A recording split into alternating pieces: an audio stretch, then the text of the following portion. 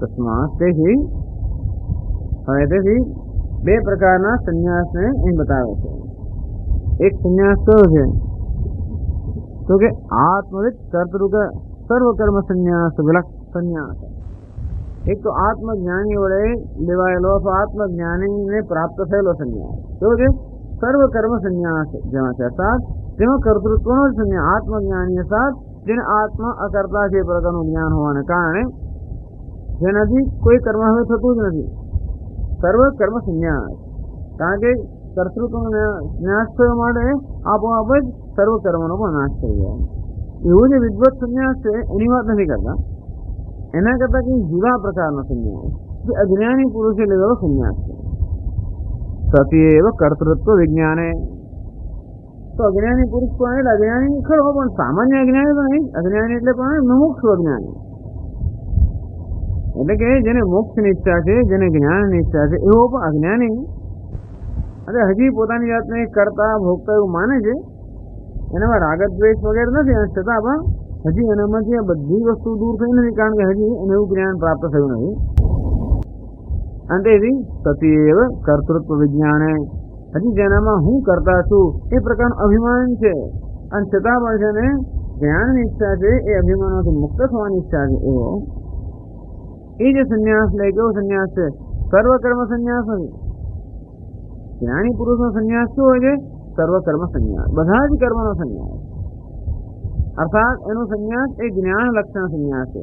જ્ઞાનને કારણે જ બધા કર્મ આપોઆપ એમાં જે કર્મ એ નથી કરતો, કારણ કે અકર્તૃત્વ આત્માનું જ્ઞાન છે.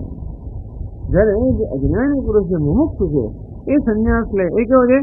કર્મ એક દેશ વિષયાર્થ, એમાં બધા કર્મનો ત્યાગ નથી, પરંતુ અમુક કર્મનો ત્યાગ છે.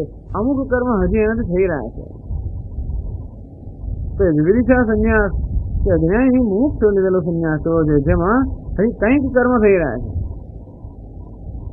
યમ નિયમાદિ સહિતત્વેન છે દુર અનુચ્છયાદ, અને એનું અનુષ્ઠાન કરવું બહુ મુશ્કેલ છે. એ સંન્યાસ જ્યારે એનું અનુષ્ઠાન કરવું કર્મ એવું કરતા ઘણું મુશ્કેલ છે. કેમ? કારણ કે યમ નિયમાદિ સહિતત્વેન, સંન્યાસ માણસ લે એટલે આપોઆપ જ અમુક પ્રકારની જીવન રીતિ, અમુક પ્રકારના મૂલ્યો, અમુક પ્રકારનું આચરણ, આ બધી વસ્તુની અપેક્ષા છે. યમ અને નિયમ, આ કયા યમ ને નિયમ છે? યમ નિયમની ભાષા જુદી જુદી હોય છે, પણ સંન્યાસી માટેના યમ અને નિયમ છે એની વ્યાખ્યા અહીંયા આપે છે ટીકામાં. આનુસંત્યમ, સમાસત્યમ, અહિંસા, દમ આર્જવમ, પ્રીતિ પ્રસાદો માધુર્યમ, અક્રોધસ્ય યમાદશ. 10 યમ છે. યમ કોને કહેવાય? જેમાં આત્મસંયમની આવશ્યકતા હોય. આપણી સ્વાભાવિક જે વૃત્તિઓ હોય એ વૃત્તિઓ પર કાબુ રાખવો, એ વૃત્તિને તાબે ન થવું, એ વૃત્તિઓ પર કાબુ રાખવો, એને કહેવાનું છે યમ. તો પહેલું કયું છે? આનુસંત્યમ, એટલે કે દયા. માણસમાં દયા હોવી જોઈએ. એક ક્રૂરતા માણસમાં, જેમ ક્રૂરતાની જે વૃત્તિ છે એ વૃત્તિને કાબુમાં રાખવી. ક્ષમા બીજી, તેમાં પણ કાબુ રહેલો છે. પ્રતિકાર કરવાની વૃત્તિ, આપણને કંઈક કરવામાં આવ્યું તરત આપણો પ્રતિકાર કરવાની વૃત્તિ જન્મે. મને એક કહે તો હું 2 ચોપડાવી દઉં, આમ એ સામાન્ય વૃત્તિ હોય છે. અને તેથી સહન કરવાની અશક્તિને કારણે જ્યારે આપણા પર કંઈક આપણને અન્યાય કરવામાં આવે કે આપણે દુઃખ પહોંચાડવામાં આવે, કશું કરવામાં આવે, તરત આપણામાંથી એક પ્રતિકાર જન્મતો હોય છે. એ પ્રકારની વૃત્તિને કાબુમાં રાખવાનું નામ ક્ષમા. સત્યમ હવે કાબુ રહેલો છે, કારણ કે કંઈક આપણે ફાવે એમ ન હોય, કશું છુપાવવાની જરૂર હોય, કંઈક બગડતું હોય ત્યારે એનું જુઠ્ઠું બોલવાની કે કોઈ છુપાવવાની વૃત્તિ જે છે એ આપણી બહાર પડતી હોય છે, અને તે વખતે એ વસ્તુને કાબુમાં રાખવી. આમ જૂઠાણું બોલવાની એક વૃત્તિ છે એને કાબુમાં રાખવાનું નામ સત્ય. અહિંસા, કોઈને ઈજા પહોંચાડવાની વૃત્તિ, ભલે કોઈનું ગમે તે થાય, એટલે કોઈનું બગડતું હોય તોય પણ પોતાનું સારું થતું હોય તો ભલે કોઈનું બગડતું હોય, પોતાનું સારું કરવા માટે કોઈનું બગડતું હોય તો પણ આપણે એની દરકાર ન કરીએ, એ પ્રકારની એક વૃત્તિ જન્મ કહેવાય આપણો, એનું કાબુનું નામ છે અહિંસા. દમા, દમા એટલે કે ઇન્દ્રિય નિગ્રહ, ઇન્દ્રિયોમાં અનેક પ્રકારની ચંચળતા હોય, ઇન્દ્રિયોમાં અનેક પ્રકારની ભોગની લાલસા વગેરે હોય, અને તેથી ઇન્દ્રિયો પોતાનું ધાર્યું કરવા માંગતી હોય એ વસ્તુમાં કાબુનું નામ દમન. આર્જવમ, આર્જવમ એટલે સરળતા, કપટનો અભાવ, વક્રતાનો અભાવ, સરળતા. કઈ ને કઈ આપણે ગૂંચવાડા કરતા જઈએ, કશું કશું પોલિટિક્સ કઈ ને કઈ થતું આમ. તો હવે અત્યારે આમ તો રાજકારણ એટલે લોકો માને કે રાજકારણ એટલે અટપટું જ હોવું, એવું કઈ નિયમ નથી. રાજકારણ બહુ સારી વસ્તુ છે, ખરેખર લોકોને લાભ મળે, પણ આપણે એમ માની કે રાજકારણી કોને કહેવાય? ડિપ્લોમેટ આપણે કઈ કે આ ડિપ્લોમેટિક જવાબ આપો તમે. એટલે અત્યારે એ લોકોની છાપ એવી ખરાબ થઈ ગઈ છે. પણ એટલે દરેકમાં આવી થોડીક વક્રતા આમ કંઈક હોય ને જયારે જુદી રીતે કહેવું, લોકોને કંઈક જરાક મિસગાઈડ કરવા લોકોને. એટલે આપણે એવું બોલીએ કે નીચે આપણે કહીએ કે હું તો બરોબર બોલ્યો, અને છતાંય પણ સામો એનું એવું અર્થઘટન કરે, એટલે આપણે ખોટા ન ઠરીએ અને છતાં આપણું કામ બહાર પડે. આવી બધી જાતની લોકો ટેકનિક અજમાવતા હોય છે. અને આ બધી વસ્તુઓ પર આપણે જ નુકસાન આપણને કરે છે. આધ્યાત્મિક જયારે આપણે સાધના કરતા હોઈએ આ બધી વસ્તુઓ આપણને નુકસાનકારક છે. માટે એની પણ એક આર્જવમ, સરળતા જરાય સરળ વસ્તુ નથી. લાગે ને common sense is not common, તેવી રીતે સરળતા જરાય સરળ વસ્તુ નથી. સરળ આર્જવમ. પ્રીતિ એટલે સ્નેહ, પ્રસાદ એટલે પ્રસન્નતા, માધુર્યમ મધુરતા, અક્રોધ ક્રોધનો અભાવ, ક્રોધનો વડે ક્રોધને ખાવો, અને યમા દશ, આ 10 યમ કહેવામાં આવે. ક્રોધ જન્મતો હોય એના પર કાબુ રાખો, કઠોરતા પર કાબુ રાખો, પછી વિષાદ પર અથવા તો એવી પ્રકારની વ્યક્તિ પર પ્રસાદ પ્રસન્નતા, આવધૂત અને યમ કહેવામાં આવે. સંન્યાસીએ આ બધાનું પાલન કરવું જોઈએ. આ યમ એટલે પોતાના પર કાબુ રાખવાની આવશ્યકતા. નિયમ એટલે પોતાનામાં સારી વૃત્તિઓ જન્માવવાનો પ્રયત્ન. પોતાનામાં જે પ્રકારની એવી હીન વૃત્તિઓ હોય એને કાબુમાં રાખવું, એના માટે એક પ્રયત્ન, એટલે એના માટે આત્મસંયમ માંગેલા છે. એટલે એને યમ કહેવામાં. યમ એટલે કે સંયમ. તો નિયમ અર્થાત પોતાનામાં સદવૃત્તિઓ જાગૃત કરવી, એના માટે એક વિશિષ્ટ પ્રયત્ન કરવો પડે, એને નિયમ કહેવામાં આવે છે. આમ તો યોગ શાસ્ત્રમાં શૌચ, સંતોષ, તપ, સ્વાધ્યાય, ઈશ્વર પ્રણિધાનમ એવા નિયમ કહે છે. અહીં જે નિયમો બીજા કહે છે એ પણ આવી જાય છે અંદર. દાનમ, દાન કરવું. દાન કરવાથી આપણામાં એ ઉદારતાની વૃત્તિ છે એને આપણે જાગૃત કરતા હોઈએ છીએ. વિદ્યા એટલે કે યજ્ઞ કરવા, અર્થાત યજ્ઞ દ્વારા ઈશ્વરની આરાધના કરવી. તપ, તપ એટલે કે આપણામાં સહન શક્તિ જાગૃત કરવી, આપણામાં સહન શક્તિ, આપણો મન ઉપરનો કાબુ જે છે એ પ્રાપ્ત કરવો, તપશ્ચર્યા. ધ્યાનમ, ચિત્તની એકાગ્રતા, ચિત્તને ક્યાંક એકાગ્ર કરવું, ધ્યાન. સ્વાધ્યાય એટલે કે શાસ્ત્રનું અધ્યયન કરવું. ઉપસ્થ નિગ્રહ એટલે કે બ્રહ્મચર્ય. વ્રતોપવાસો, વ્રત, ઉપવાસ, મૌનમ, સ્નાનમ, આ બધા 10 નિયમો છે. સ્નાનમ તો કેવું મળે આપણે હિન્દુઓ માટે તો નહીં આ નિયમ, તો છતાં સ્નાન 3 વાર સ્નાન કરવું પડે. 3 વખત સ્નાન કરવાનું હોય છે. 2 વખત તો કરું પણ 3 વખત સંન્યાસી માટે. એટલે 1 વાર સ્નાન કરો નહીં, સ્નાન એટલે આવું 3 વખત, 3 સંધ્યાએ. આ બધા 10 નિયમો છે. અર્થાત સંન્યાસ લીધો લોકો દરે આ બધું કરવું પડે. તો સંન્યાસ લીધો એટલે પછી આપણે બધું છોડી બરોબર છે, પણ આવી વસ્તુ પકડવી પડે, ગ્રહણ કરવી પડે, તો જ એ સંન્યાસ ખરેખર એ આપણે આશીર્વાદરૂપ નીવડે.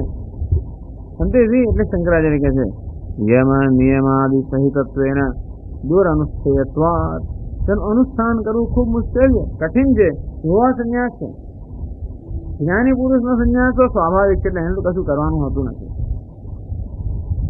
જે કર્મયોગી છે, હજી ગૃહસ્થ આશ્રમમાં છે, એના માટે આવું અમુક ચાલે.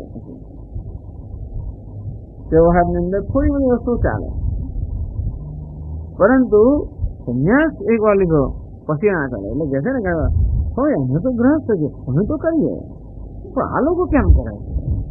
તો તમને કે લાયસન્સ આપી એમને લાયસન્સ નથી, પણ એમનો હજી એમ જ અહીં ગૃહસ્થ જે થોડુંક લાયસન્સ આપણી પાસે છે, વાત સાચી છે, પરંતુ એ ગૃહસ્થ આશ્રમ છોડીને સંન્યાસ ગ્રહણ કર્યો પછી કોઈ લાયસન્સ એની પાસે નથી. અંતેથી અત્યારથી લાયસન્સ લીધું હોય અને હવે લાયસન્સ ન હોય એટલે દુરનિશ્ચયાત, અંતેથી એનું અનુષ્ઠાન કરવું કઠિન છે. અને માટે ભગવાન કહે છે કે સંન્યાસ અને કર્મયોગ વચ્ચે કર્મયોગ સારો. આ દ્રષ્ટિએ સંન્યાસ કરતા કર્મયોગ સારો એટલા માટે નહીં, પરંતુ સંન્યાસને ટકાવી રાખવો, સંન્યાસને પચાવવો, અથવા સંન્યાસનું ગૌરવ જાળવવા, સંન્યાસનું ગૌરવ જાળવવું બહુ કઠિન હોવાના કારણે કહે છે કે સંન્યાસ કરતા કર્મયોગ વધારે સારો. કારણ કે સંન્યાસનું અનુષ્ઠાન કરવું, આચરણ કરવું, એના નિયમનું આચરણ કરવું કઠિન હોવાના કારણે એટલે ભગવાન જે કહે છે કે કર્મયોગ અને સંન્યાસ બંને મોક્ષના સાધન છે. એ કયો સંન્યાસ? પેલો વિદ્વત સંન્યાસ નહીં, પરંતુ વિવિધિશા સંન્યાસ. કે વિવિધિશા સંન્યાસ અને કર્મયોગ બંને મોક્ષનું કારણ છે, કારણ કે બંને જ્ઞાન માટેના સાધન છે. અને છતાં પણ બેમાં સંન્યાસ કરતા કર્મયોગ વધારે સારો એટલા માટે નહીં કે વધારે સારો હંમેશા છે, પરંતુ એટલા માટે કે સામાન્ય રીતે એ સંન્યાસનું અનુષ્ઠાન આચરણ કરવું મુશ્કેલ હોવાને કારણે સામાન્ય અધિકારી માટે કર્મયોગ વધારે સારો.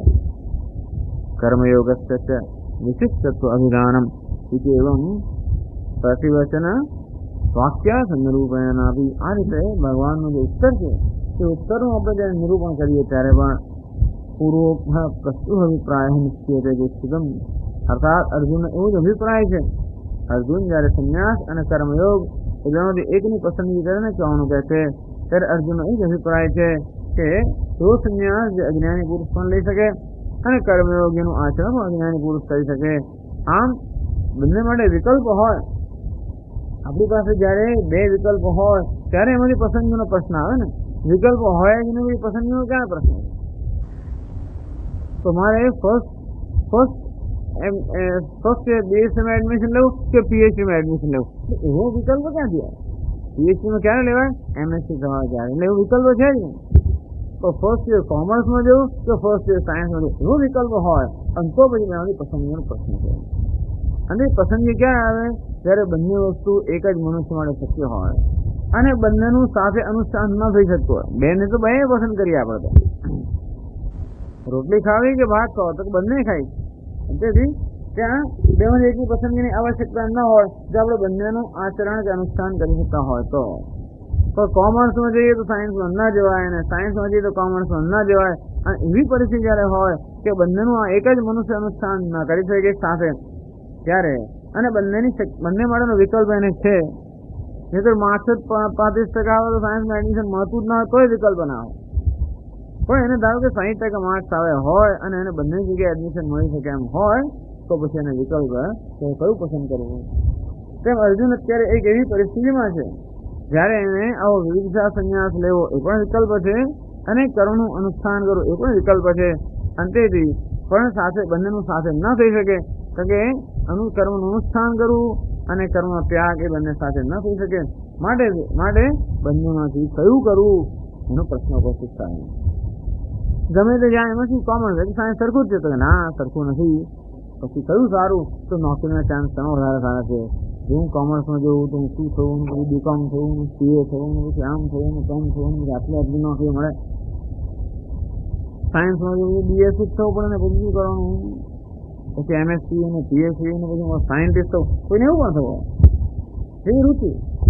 પણ પછી બેમાંથી શેમાં વધારે પ્રોસ્પેક્ટ સારા છે, ટૂંકમાં વધારે પૈસા શેમાં મળે તો પ્રોસ્પેક્ટ હિન્દુસ્તાનમાં એટલે પૈસા કે જે બીજું આપણે જોઈ શકીએ જ નહીં, એ આપણે વિકલ્પ જ નથી. સમજે શેમાં વધારે સારા પ્રોસ્પેક્ટ એ નક્કી કરવાનું હોય. એ પ્રકારના પસંદની ઈચ્છાથી અર્જુન પ્રશ્ન પૂછે છે કે સંન્યાસ અને વિવિધા સંન્યાસ અને કર્મયોગ વચ્ચે કયું વધારે સારું? ત્યારે કોઈ પ્રશ્ન કરે છે કે આ વસ્તુ નક્કી તો થઈ ગયા, આગળ તો ત્રીજા અધ્યાયમાં અવસ્થા સંન્યાસ અને કર્મયોગની વાત તો આગળ થઈ ગઈ, થઈ કેમ આવે સાથે? એટલે આગળ શંકરાચાર્ય એની ચર્ચા કરે છે. 147 ચાલુ. જાયસી ચેત કર્મણસ્તે इत्यत्र ज्ञानकर्मणोः सह असंभवे यस्तेय एतयोः तन्मे ब्रूहि इत्येवं पृष्टः अर्जुनेन भगवान् सांख्यानां संन्यासिनां ज्ञानयोगेन निष्ठा पुनः कर्मयोगेन योगिनां निष्ठा प्रोक्ता इति निर्णयं चकार। वही હવે શંકરાચાર્ય કામ આગે છે કે આ વિવિધિશા સંન્યાસ અને કર્મયોગ વ્યવસ્થિત પ્રસંગનો પ્રશ્ન છે, કારણ કે એક જ વસ્તુનો નિર્ણય હજી થયો નથી. અત્યાર સુધી જે ચર્ચા થઈ એમાં ભગવાને ઘણી બધી વસ્તુઓ સ્પષ્ટ કરી છે, અને જે વસ્તુ સ્પષ્ટ કરી હોય અથવા જેનો નિર્ણય થઈ ગયો હોય એના વડે ફરી પ્રશ્ન કરે કે ફરી ઉત્તર આપે એ યોગ્ય નથી. એટલે બતાવે છે કે અત્યાર સુધી કઈ કઈ વસ્તુનો નિર્ણય થઈ ગયો છે. જ્યારે અર્જુને ત્રીજા અધ્યાયના પ્રારંભમાં પ્રશ્ન કર્યો, જાયસી ચેત કર્મણસ્તે મતા બુદ્ધિર જનાર્દન, હે જનાર્દન, હે ભગવાન, જો આપના અભિપ્રાય પ્રમાણે કર્મ કરતા જ્ઞાન જો છોડ્યાતું હોય તો શા માટે આપ મને આ ઘોર કર્મમાં પ્રેરિત કરો છો? આના માટે વ્યામિશ્રેણ વાક્યેન બુદ્ધિ મોહય શિવમે યશ્રેય એતયોરેકમ તન્મે બ્રૂહિ સુનિશ્ચિતમ. ભગવાન આપના વાક્યોથી મારી બુદ્ધિ જાણે કે મોહિત થઈ ગઈ છે, અને તેથી એ બેમાંથી જે ચઢિયાતું શ્રેષ્ઠ હોય એ આપ મને કહો, સંન્યાસ અને કર્મયોગ. ત્યારે ભગવાને કહ્યું કે સંન્યાસ અને કર્મયોગ એક માણસ માટે શક્ય નથી. ત્યારે અર્જુનને ખબર નહોતી. ભગવાને કહ્યું લોકેસ્મિન દ્વિવિધા નિષ્ઠા, હે અર્જુન, આ બે નિષ્ઠા છે, જ્ઞાન યોગેન સાંખ્યાનામ કર્મયોગેન યોગિનામ. જે લોકો સાંખ્ય છે, સંન્યાસી છે, વિદ્વાન છે, એમના માટે જ્ઞાન યોગ, અને જે લોકો કર્મ રત છે, સક્રિય છે, એમના માટે કર્મયોગ. એમ કરીને ભગવાને ત્યાં આગળ વિદ્વત સંન્યાસ અને કર્મયોગ એ બે પ્રકારની નિષ્ઠાની ત્યાં વાત કરી. ભગવાન સાંખ્યાનામ સંન્યાસિનામ જ્ઞાન યોગેન નિષ્ઠા પુનઃ કર્મયોગેન યોગિનામ નિષ્ઠા પ્રોક્તા નિર્ણય ચકાર. ભગવાને કહ્યું કે જે યોગી છે એના માટે કર્મયોગ, અને જે સાંખ્ય કે સંન્યાસી છે એના માટે જ્ઞાન યોગ. અંતેથી આ બંને એક માટે શક્ય નથી. એ પ્રકારે ભગવાને પોતાનો નિર્ણય આપી દીધો. વળી આગળ કહે છે ન ચ સંન્યસનાદેવ કેવલાત સિદ્ધિં સમધિગચ્છતે ઇતિ વચનાત જ્ઞાન સહિતસ્ય તસ્ય સિદ્ધિ સાધનત્વમ ઇષ્ટં કર્મયોગસ્ય ચ વિધાનાત. પછી ભગવાને કહ્યું કે ન કર્મણામ અનારંભાત નૈષ્કર્મ્યમ પુરુષોસ્નુતે ન ચ સંન્યસનાદેવ સિદ્ધિં સમધિગચ્છતિ. કે મનુષ્ય કર્મનો આરંભ ન કરે, એટલે અર્થાત કર્મ ન કરે તો એનાથી કઈને નૈષ્કર્મ્ય પ્રાપ્ત થવાનું નથી, અથવા એ કર્મનો ત્યાગ કરે, કર્મ સંન્યાસ લે માટે પણ એને સિદ્ધિ પ્રાપ્ત થાય એવું નથી. એટલે માત્ર તમે કર્મનો સંન્યાસ લઈ લો અને જ્ઞાન ન હોય અને કર્મનો સંન્યાસ લીધો હોય તો એ સંન્યાસ કે સિદ્ધિનું સાધન બનતો નથી. અંતેથી કયા પ્રકારનો સંન્યાસ મનુષ્યને મોક્ષ કે સિદ્ધિનું સાધન બને? જે જ્ઞાન સહિતનો સંન્યાસ છે. ભગવાને કરે એવું કહ્યું કેવલાત કર્મ સંન્યાસાત કેવલાત સંન્યાસ સંન્યાસનાદ સિદ્ધિ ન સમધિગચ્છતિ. માત્ર સંન્યાસ લઈ લીધો એટલે આપણે મોક્ષ મળી જશે એવું નથી. અર્થાત જ્ઞાન રહિતનો સંન્યાસ છે, એનાથી મોક્ષ પ્રાપ્ત થાય નહીં. જ્ઞાન સહિતના સંન્યાસ છે. એટલે ભગવાને ત્યાં એવો નિર્ણય પણ કર્યો કે જ્ઞાન સહિતનો જે સંન્યાસ છે એનાથી તો મોક્ષ પ્રાપ્ત થાય, એમાં શંકા નથી. પછી કહ્યું અર્જુનને કુરુ કર્મયો તસ્માત ત્વમ, પણ અર્જુન તું તો કર્મ કર. અંતેથી કર્મયોગમાં ઈષ્ટ સાધન છે. એટલે ભગવાને કહ્યું આ જ્ઞાન સહિતનો સંન્યાસ ઈષ્ટ સાધન છે, અર્થાત એ આપણ ઈચ્છનીય સાધન છે, કારણ કે એ મોક્ષનું સાધન છે. અને જોડે જોડે કર્મયોગનું પણ એને ભગવાને આદેશ આપ્યો મળે. કર્મયોગ પણ ઈષ્ટ સાધન છે, એટલે કર્મયોગથી પણ મનુષ્ય ઉન્નતિ કરી શકે એ પણ નિર્ણય કરવો. આ બધા નિર્ણયો ભગવાન અત્યારથી કરેલા છે અને માટે અર્જુન એ વિશે પ્રશ્ન પૂછતો હોય એ યોગ્ય નથી. માટે અર્જુન 5મા અધ્યાયમાં એવો જ પ્રશ્ન પૂછે જેનો નિર્ણય અત્યારથી થયો નથી. એ વસ્તુ કહે છે આગળના વાક્યમાં. જ્ઞાન રહિતસ્ય સંન્યાસઃ શ્રેયાન કિં વા કર્મયોગ શ્રેયાન ઇતિ એતયોઃ વિશેષ બુભુત્સયા અર્જુન ઉવાચ. એટલે જેને જ્ઞાન છે એને માટે સંન્યાસ યોગ્ય સાધન છે, એમાં પ્રશ્ન જ નથી.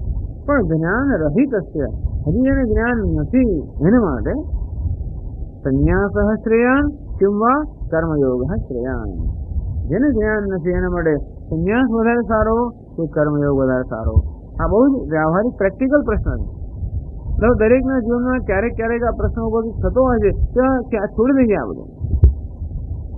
છોડી દેવાનો અર્થ એ કે હજી આપણે જ્ઞાની થઈ નથી ગયા અને છતાં પણ લાગે છે કે કર્મ બહુ બોજ રૂપ છે માટે છોડી દઈએ. હવે એવું તો જતો રહું હિમાલય અને ત્યાં પછી બેઠા બેઠા બધી આપણી સાધના કરે એવું થતું હોય છે. આ કર્મ બહુ બોજ રૂપ લાગતું હોય. એવું તો પ્રશ્ન છે કે હજી જ્ઞાન થયું નથી અને છતાં પણ તો મારે કર્મનું અનુષ્ઠાન કરવું કે પછી કર્મનો સંન્યાસ લેવો, કઈ વસ્તુ મારે વધારે સારી? એનો નિર્ણય હજી ભગવાને કર્યો નથી. માટે એ નિર્ણયની ઈચ્છાથી અર્જુન આ પ્રશ્ન પૂછે છે. કેટલું બધું એટલે શું નિર્ણય થયો છે, શું ચર્ચા થઈ ગઈ, આ બધું ધ્યાનમાં રાખે ત્યારે અર્જુન પ્રશ્નની પાછળ શું અભિપ્રાય હતો એ આપણે સમજી શકીએ. અને માટે આટલી લાંબી ચર્ચા કરી કે અર્જુનના પ્રશ્નની પાછળ શું અભિપ્રાય છે. અંતેજી એતયોઃ વિશેષ બુભુત્સયા અર્જુન હોવાચ. આ બે અર્થાત કર્મ સંન્યાસ અને કર્મયોગ એનું કયું વિશેષ કયું ચઢિયાતું છે એવું જાણવાની ઈચ્છાવાળા અર્જુને આ પ્રશ્ન કર્યો. ફરી આપણે શ્લોક વાંચીએ. સંન્યાસમ કર્મણામ કૃષ્ણ પુનર્યોગમ ચ સંસસે યત્રેય એતયોરેકમ તન્મે બ્રૂહિ સુનિશ્ચિતમ.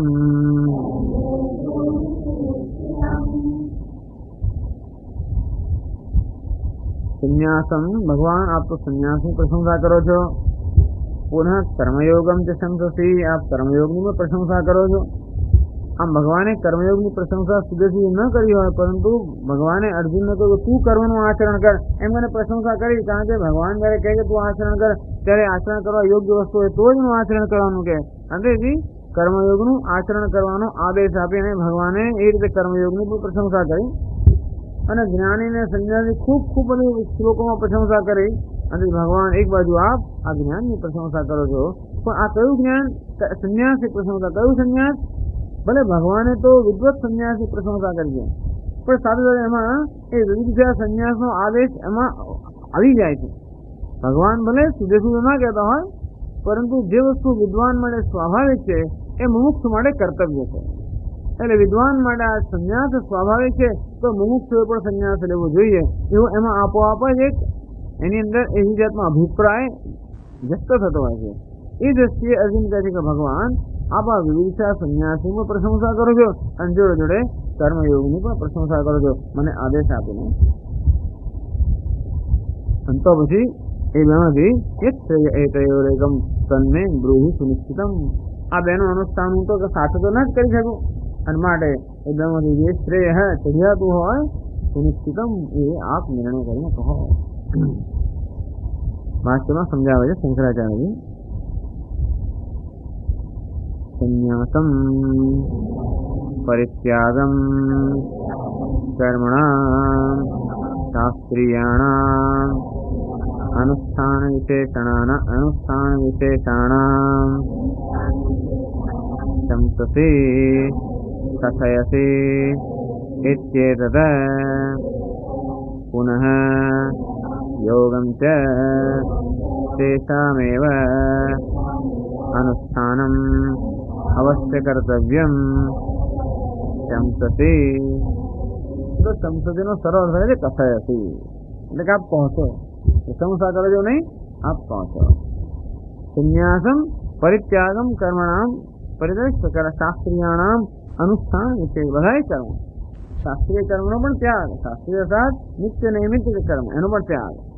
રોજ નહીં તો બહુ મોટો બોજો છે, રોજ પછી બધું સંધ્યા વંદન નાના બધું કરવાનું હોય તો પેલા સમય મળે જ નહીં, એનો પણ ત્યાગ. એટલે શાસ્ત્રીય જે કર્મ છે એ નિત્ય નૈમિત્તિક જે કર્મનો ત્યાગ એ આપ કહી રહ્યા છો. અને વળી પુનઃ તેષાં કર્મયોગમ તેષામ એવ અનુષ્ઠાનમ અવશ્ય કર્તવ્યત્વમ સંસતે. વળી પાછા આપ મને કહો છો યોગમ આદિષ્ઠ ઉત્તિષ્ઠ ભારત, હે ભારત તું યોગનું આચરણ કર અને ઉત્તિષ્ઠ કરવા માટે ઉત્તિષ્ઠ એમ કરીને આપ મને કર્મ માટે અવશ્ય કર્તવ્ય રામ કે આ તો તારે કરવું જ જોઈએ એમ કરીને કર્મયોગનો પણ મને આદેશ આપો છો. એ કોઈ સંન્યાસનું સૂચન કરો છો અને બીજો કર્મયોગનો આદેશ આપો છો. આવું કહો સંન્યાસનું સૂચન એટલા માટે ખૂબ પ્રશંસા કરે, એટલે સાંભળે ને પછી ઈચ્છા તો થાય જ. અને જાણે છે કે સંન્યાસ જ ખરેખર જો લેવાનો હોય, સંન્યાસ જ જો થતો હોય, અર્થાત જ્ઞાનથી મનુષ્ય સંન્યાસી બનતો હોય તો સ્વાભાવિક છે કે સંન્યાસ એ જ્ઞાન પ્રાપ્ત કરવાનું સાધન છે એમ કરીને સંન્યાસ માટેનું મૂલ્ય ખૂબ આપ ઉત્પન્ન કરે એમની પ્રશંસા કરીને. અને બીજી બાજુ કર્મયોગ મૂલ્યવાન છે કારણ કે આપ મને એનો આદેશ સીધો આપો છો. અંતેથી એ કારણે આગળ કહે છે અર્જુન અતઃ મે કતરત શ્રેયઃ ઇતિ સંશયઃ કિમ કર્માનુષ્ઠાનમ શ્રેયઃ કિમ વા તદ્ધાનમ ઇતિ પ્રશસ્યતરં ચ અનુષ્ઠેયમ અતસ્ય યશ્રેયઃ પ્રશસ્યતરમ એતયોઃ કર્મ સંન્યાસ કર્માનુષ્ઠાનયોઃ યદનુષ્ઠાનાत् શ્રેયો વાપ્તિઃ મમ સ્યાत् ઇતિ મન્યસે તદેકં અન્યતરત સહૈક પુરુષ અનુષ્ઠેયત્વ અસંભવાत् મે બ્રૂહિ સુનિશ્ચિતમ અભિપ્રેતમ તવ ઇતિ. અતઃ કારણ કે આપ સંન્યાસ અને સંન્યાસની પણ આપ પ્રશંસા કરો છો અને કર્મયોગની અંતેથી કે શ્રેય પ્રશસ્તતરમ એતયોઃ કર્મ સંન્યાસ કર્મ અનુષ્ઠાન, કર્મ સંન્યાસ અને કર્મ અનુષ્ઠાન એ બંનેની અંદર જે વધારે ચડિયાતું હોય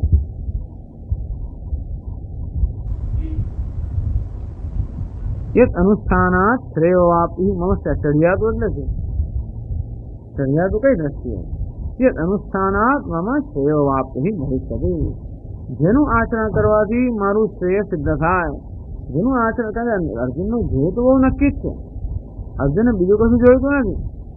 યશ શ્રેયસ્યાત નિશ્ચિતમ બ્રૂહિતમ મે, એટલે અર્જુને માત્ર શ્રેયસ જ જોઈએ છે, એને મોક્ષ જોઈએ છે એટલું તો સ્પષ્ટતા એનામાં છે. એટલે અર્જુન કહે છે કે મારું જે ધ્યેય છે અર્થાત મોક્ષ પ્રાપ્ત કરવાનું, જીવનનું કલ્યાણ કરવાનું જે ધ્યેય છે એ ધ્યેય સિદ્ધ કરવામાં આ જે બેમાંથી ચડિયાતું હોય છે. એવું નથી કે જે સરળ હોય મને કહો અથવા એવું નહીં, પણ મારું ધ્યેય સિદ્ધ કરવા માટે જે વધારે ચડિયાતું હોય એ આપ મને કહો. મમસ્યાદિ મન્યસે, આપની એવી માન્યતા હોય કે કઈ વસ્તુનું આચરણ કરવાથી મારા જીવનનું ધ્યેય સિદ્ધ થશે અથવા મારા જીવનનું ધ્યેય સિદ્ધ કરવામાં કયું આચરણ વધારે ચડિયાતું છે એવું જ આપ માનતા હો. તદેકમ એમાંથી એક મને કહો. તો બેવું તું કર ને તો કે નહીં સહ પુરુષ અનુષ્ઠેયત્વ અસંભવાત, બે સાથે ન થઈ જાય કારણ કે એક જ મનુષ્ય કર્મ સંન્યાસ અને કર્મયોગ એ બંનેનું આચરણ ન કરી શકે. મેં દેહી નિશ્ચય માટે નિશ્ચિતમ તો અભિપ્રાય, આપનો જે અભિપ્રાય હોય નિશ્ચિત અભિપ્રાય હોય એ આપ મને કહો.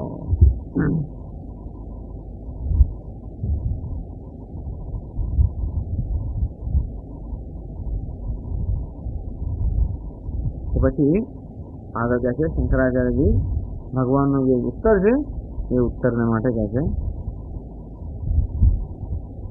स्वाभिप्रायम् आचक्षाणः निर्णयाय श्री भगवानुवाच સ્વાભિપ્રાયમ આચક્ષાણઃ પોતાનો અભિપ્રાય વ્યક્ત કરવાની ઈચ્છાવાળા ભગવાન શા ભગવાન અર્જુન ભગવાનનો અભિપ્રાય પૂછે છે અને શા ભગવાન પોતાનો અભિપ્રાય આપવા ઈચ્છે છે નિર્ણયાય જેથી આ વિષયનો નિર્ણય કરી શકાય. કયા વિષયનો નિર્ણય કરી શકાય? એ વિવિધ સંન્યાસ અને કર્મયોગ એ બધું કયું ચડિયાતું છે, અર્થાત એનું સ્વરૂપ કયું છે, એનું સ્થાન શું છે વગેરે, જેથી અર્જુનના મનમાં જે શંકા છે એ શંકા દૂર થાય એટલા માટે એ નિર્ણય કરવાનો શ્રી ભગવાન વાંચે ભગવાને આ પછી બે શ્લોક છે. શ્રી ભગવાન વાચ સંન્યાસ કર્મયોગશ્ચ નિશ્રેયસકરાવુભૌ તયોસ્તુ કર્મ સંન્યાસાत् કર્મયોગો વિશિષ્યતે.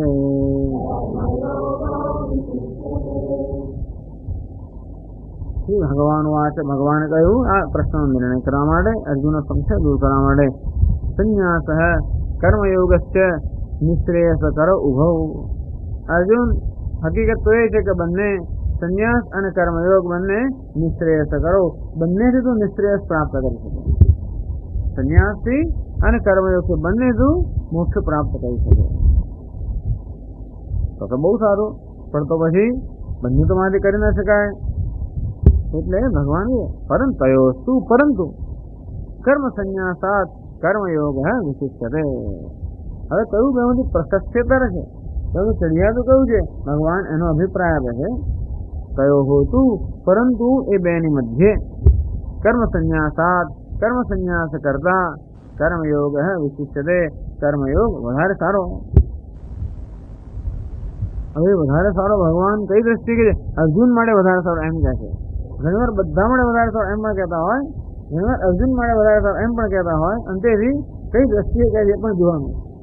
કારણ કે વધારે તો સંન્યાસનો પ્રશ્ન જ ના રહ્યો. જો કર્મયોગ હંમેશા કર્મ સંન્યાસ કરતા સારો હોય તો કર્મ સંન્યાસ હોવો જ નથી, પણ એ તો છે અને ભગવાન એની પર પ્રશંસા કરે છે, પણ એમાં કંઈક સારું તો હોવું જ જોઈએ. અને છતાંય ભગવાન કર્મ સંન્યાસ કરતા કર્મયોગને સારો કહે છે. એનો અર્થ એ થયો કે અર્જુન માટે અત્યારે કર્મ સંન્યાસ કરતા કર્મયોગ સારો. અર્જુનના મનની સ્થિતિ જે પ્રકારની છે એ દ્રષ્ટિએ જોતા કર્મના સંન્યાસ માટે એ તૈયાર ન હોવાને કારણે એને કહેવામાં આવે છે કે કર્મ સંન્યાસ કરતા કર્મયોગ વધારે સારો. ભાષ્યકાર આ સમજાવે છે ભાષ્યમાં.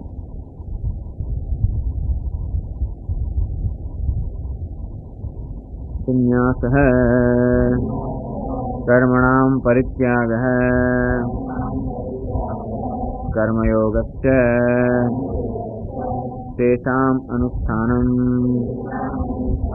તૌ ઉભૌ અપી નિશ્રેયસકરૌ નિશ્રેયસમ મોક્ષમ પૂર્વાપે જ્ઞાનોત્પત્તિ હેતુત્વેન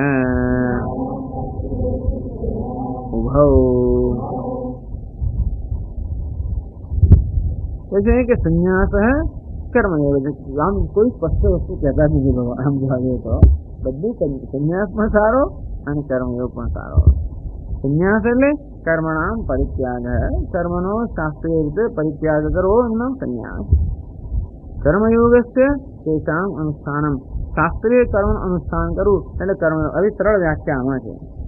કર્મયોગ કોને કહેવાય? શાસ્ત્રમાં જેનું વિધાન કરવામાં આવ્યું છે એ કર્મનું અનુષ્ઠાન કરવાનું નામ કર્મયોગ, અને એ જ કર્મનો શાસ્ત્રીય પદ્ધતિ ત્યાગ કરવાનું નામ કર્મ સંન્યાસ. તો ઉભવ કે નિશ્રેયસ કરવું, બેવું નિશ્રેયસ કરવું. નિશ્રેયસમ મોક્ષમ કરવા, નિશ્રેયસ અર્થાત મોક્ષ. તો બંને પણ મોક્ષ નું કારણ છે. મોક્ષમ કરવા દે, બંને મોક્ષને કરે છે, અર્થાત બંને મોક્ષને પ્રાપ્ત કરાવે છે. એવું કેવું બનાય? જેવી રીતે સંન્યાસથી મોક્ષ હોય કે માત્ર કર્મયોગથી મોક્ષ હોય એવું ભગવાન કહેવા માંગે તો કે જ્ઞાનોત્પત્તિ હેતુત્વેન. કારણ કે બંને જ્ઞાનની ઉત્પત્તિના હેતુ છે. એનો અર્થ એ થયો કે કર્મયોગી પણ આ જ્ઞાનનું અનુષ્ઠાન કરી શકે અને વિવિધ સંન્યાસી પણ એ જ્ઞાન કર્મયોગમાં જ્ઞાનની સાધના કરી શકે અને વિવિધ સંન્યાસી પણ જ્ઞાનની સાધના કરી શકે. એનો અર્થ એવો થાય તો પછી કઈ રીતે રહીને જ્ઞાનની સાધના કરવી સારી? એટલે જ્ઞાન ઉત્પત્તિના હેતુ હોવાને કારણે એ દ્રષ્ટિએ જોવા જઈએ તો બંને સમાન છે. એટલે કે બંને સારા છે. કારણ કે તમે કર્મયોગ એટલે કર્મયોગનું આચરણ કરતા હોય ત્યારે પણ જ્ઞાનની સાધના કરી શકો અને એ રીતે કર્મયોગ પણ જ્ઞાનની ઉત્પત્તિનું સાધન બની શકે. અથવા તમે કર્મનો ત્યાગ કરીને પણ જ્ઞાનની સાધના કરો અને તે કર્મનો સંન્યાસ એટલે વિવિધ સંન્યાસ પણ જ્ઞાનની સાધનાનું સાધન બની શકે. તો પછી બંને સરખા જ છે. એટલે આગળ ભગવાન કહે છે ઉભૌ યદ્યપી નિશ્રેયસકરૌ તથાપી તયોસ્તુ નિશ્રેયસહેત્વોઃ કર્મસન્ન્યાસાत् કેવલાत् કર્મયોગો વિશિષ્યતે ઇતિ કર્મયોગમ સ્તૌતિ.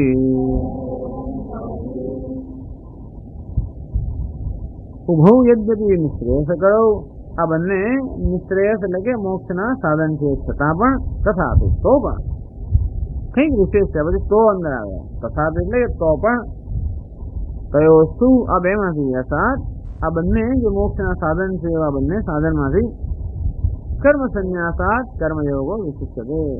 કેવલાત કર્મ સંન્યાસાત જે જ્ઞાન નથી અને છતાં કર્મનો સંન્યાસ લેવો એવા કર્મ સંન્યાસ કરતા કર્મયોગ વિશિષ્યતે કર્મયોગ વધારે સારો. કેમ? સૌકર્યમ અભિપ્રેત્ય. કારણ કે કર્મયોગ કરવો સરળ છે એટલા માટે. પેલા સંન્યાસમાં યમ નિયમ આમ અનેક પ્રકારની બધી કડક વસ્તુઓ છે અને તેથી પેલા સંન્યાસનું આચરણ કરવું કે સંન્યાસને ટકાવી રાખવો કે એ સંન્યાસનું જે ગૌરવ જાળવી રાખવું વધારે મુશ્કેલ છે. અને એના કરતા આ કર્મયોગ વધારે સારો છે. અર્થાત ભગવાન જ્યારે એમ કહે છે કે કર્મયોગ કર્મ સંન્યાસ કરતા સારો કે વિવિધ સંન્યાસ કરતા કર્મયોગ સારો એમ જયારે ભગવાન કહે છે ત્યારે મુખ્યત્વે સૌકર્યત્વ અપેક્ષા અર્થાત સરળતાથી કહી શકાતો હોવાને કારણે એને વધારે સારો કહે. વસ્તુ તો બહુ જ સારી હોય આપણે કરી ના શકીએ તો શું કરવાનું? રસ્તો બહુ સારો છે પણ એવો ચઢાણ છે કે આપણે ચડી જ ના શકતા હોય. આપણો શ્વાસ જ ભરાઈ જતો હોય તો પછી રસ્તો સારો હોય તો આપણે માટે સારું નથી. આપણે કયો રસ્તો સારો? જ્યાં આપણે ધીમે ધીમે જઈ શકતા હોઈએ તે. અંતેથી સારું એનો નિર્ણય કરવા માટેનો હંમેશા કોઈ પ્રકારનો એક સંદર્ભ હોવો જોઈએ. કોઈ પણ વસ્તુ સારી અને ખરાબ આપણે ના કહી શકીએ. અમુક દ્રષ્ટિએ અમુક વસ્તુ સારી અને અમુક દ્રષ્ટિએ અમુક વસ્તુ ખરાબ એમ કહેવાય. ઘી સારું ખરું કે નહીં? બહુ સારું. કોને મળે સારું? જેને કોલેસ્ટ્રોલ ના હોય જે પચાવી શકતો એના માટે.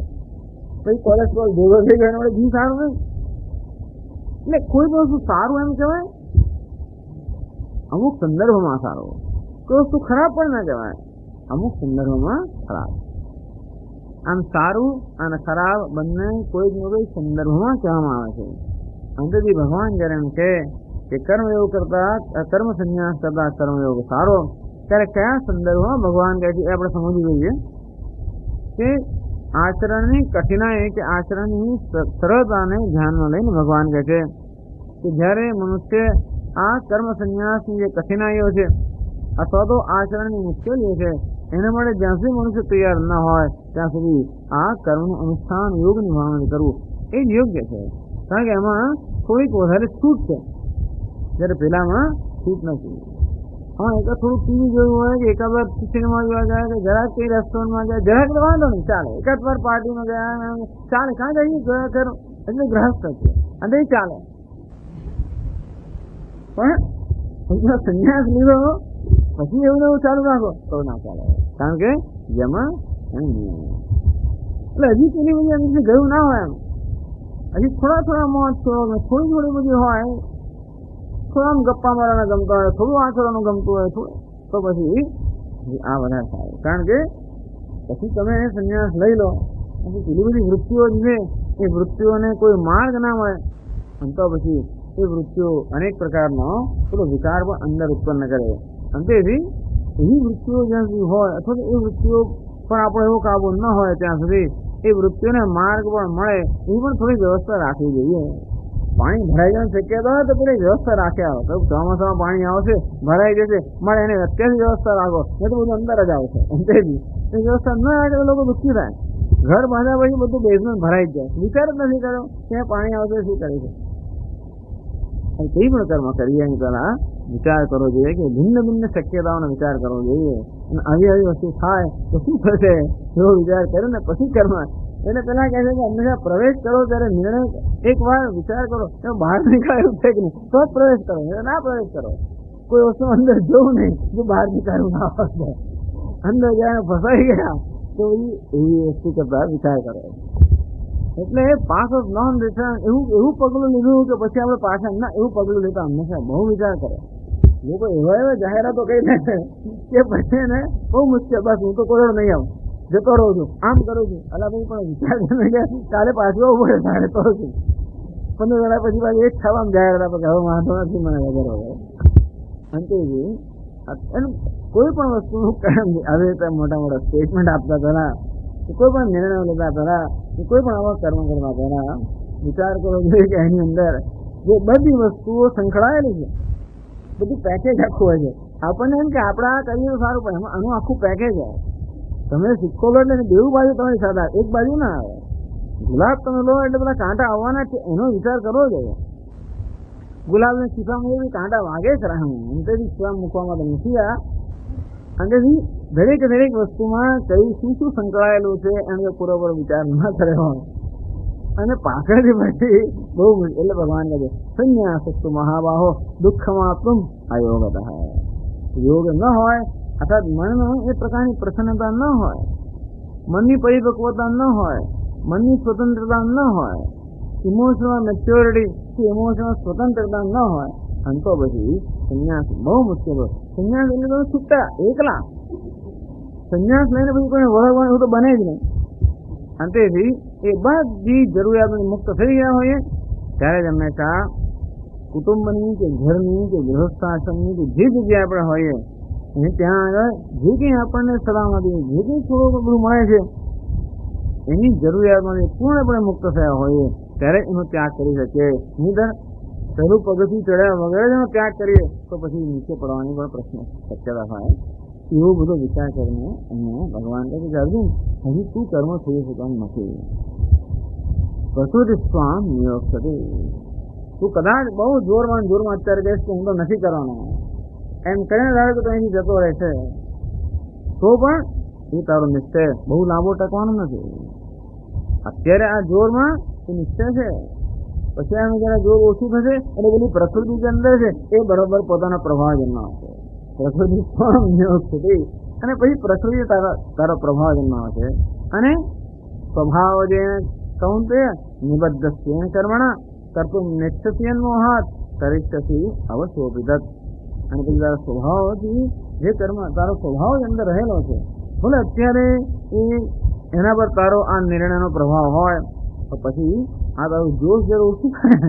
કારણ કે જોશમાં બહુ બોલતા હોય અને કરતા હોય છે, ઝઘડા મરી લેતા હોય, પછી વિચાર ના કરે તેનું પરિણામ શું આવશે. એને પોની અંદર બતાવતો હોય છોકરાઓ વિચાર ના કરે કે ક્યાં આની સાઈઝ કેટલી ને મારી સાઈઝ કેટલી, આ કોની સાથે મારી તૈયાર થયો છે, એવા જોશમાં આવી જાય. અને પછી પાછળથી ખબર પડે કે આનું પરિણામ શું આવે છે. કેવી રીતે કોઈ પણ પગલું લેતા ખરા કોઈ પ્રકારના જોશથી પગલા ટૂંકમાં ના લેવા જોઈએ, કોઈ રિએક્શનથી પગલા ના લેવા જોઈએ. આ પ્રકારના કંઈક આવેગાત્મક કોઈ પ્રકારનું પગલું ન લેવું જોઈએ. હંમેશા વિચારથી, શાંતિથી અને મનની પરિપક્વતાથી કોઈ પગલું લેવું જોઈએ. એ ભગવાન કે આગળ કહેશે, હવે પછી કહેશે. કારણ કે પણ એનું એ વસ્તુની રહી નહીં. જ્યારે ભગવાન કહે છે કે કર્મયોગ સંન્યાસ કરતા કર્મયોગ કર્યાતો છે ત્યારે એ બધું ભગવાનની પાછળનું વિવરણ કરવાનું છે અને ધ્યાનમાં રાખીને કહે છે. સાંભળે ચડી આવે છે સારો આવતા ॐ पूर्णमदः पूर्णमिदं पूर्णात् पूर्णमुदच्यते पूर्णस्य पूर्णमादाय पूर्णमेवावशिष्यते। ॐ शान्ति शान्ति शान्तिः। शङ्करं शङ्कराचार्यं केशवं बादरायणं सूत्रभाष्यकृतौ वन्दे भगवन्तौ पुनः पुनः। ईश्वरो गुरुरात्मेति मूर्तिभेदविभागिने व्योमवद्व्याप्तदेहाय दक्षिणामूर्तये नमः।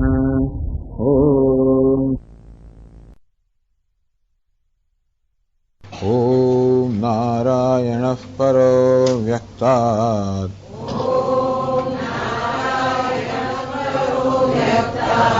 अण्डमव्यक्तसम्भवम् अण्डस्यान्तस्त्विमे लोकाः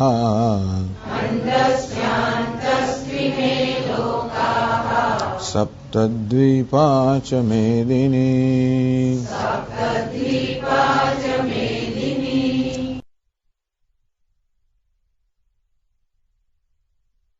कर्मणां कृष्ण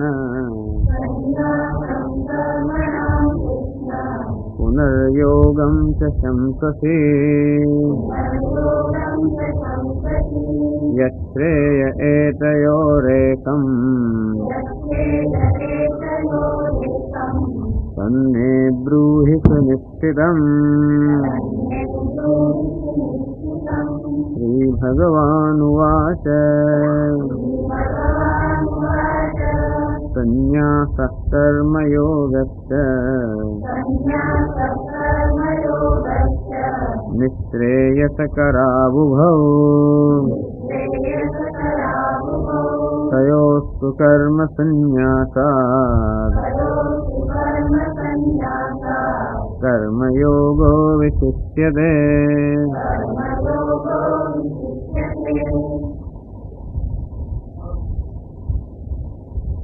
संन्यासम कर्मणाम कृष्ण पुनः योगम च संसति। भगवान आप संन्यासनी અને કર્મયોગ બંનેની પ્રશંસા કરો છો.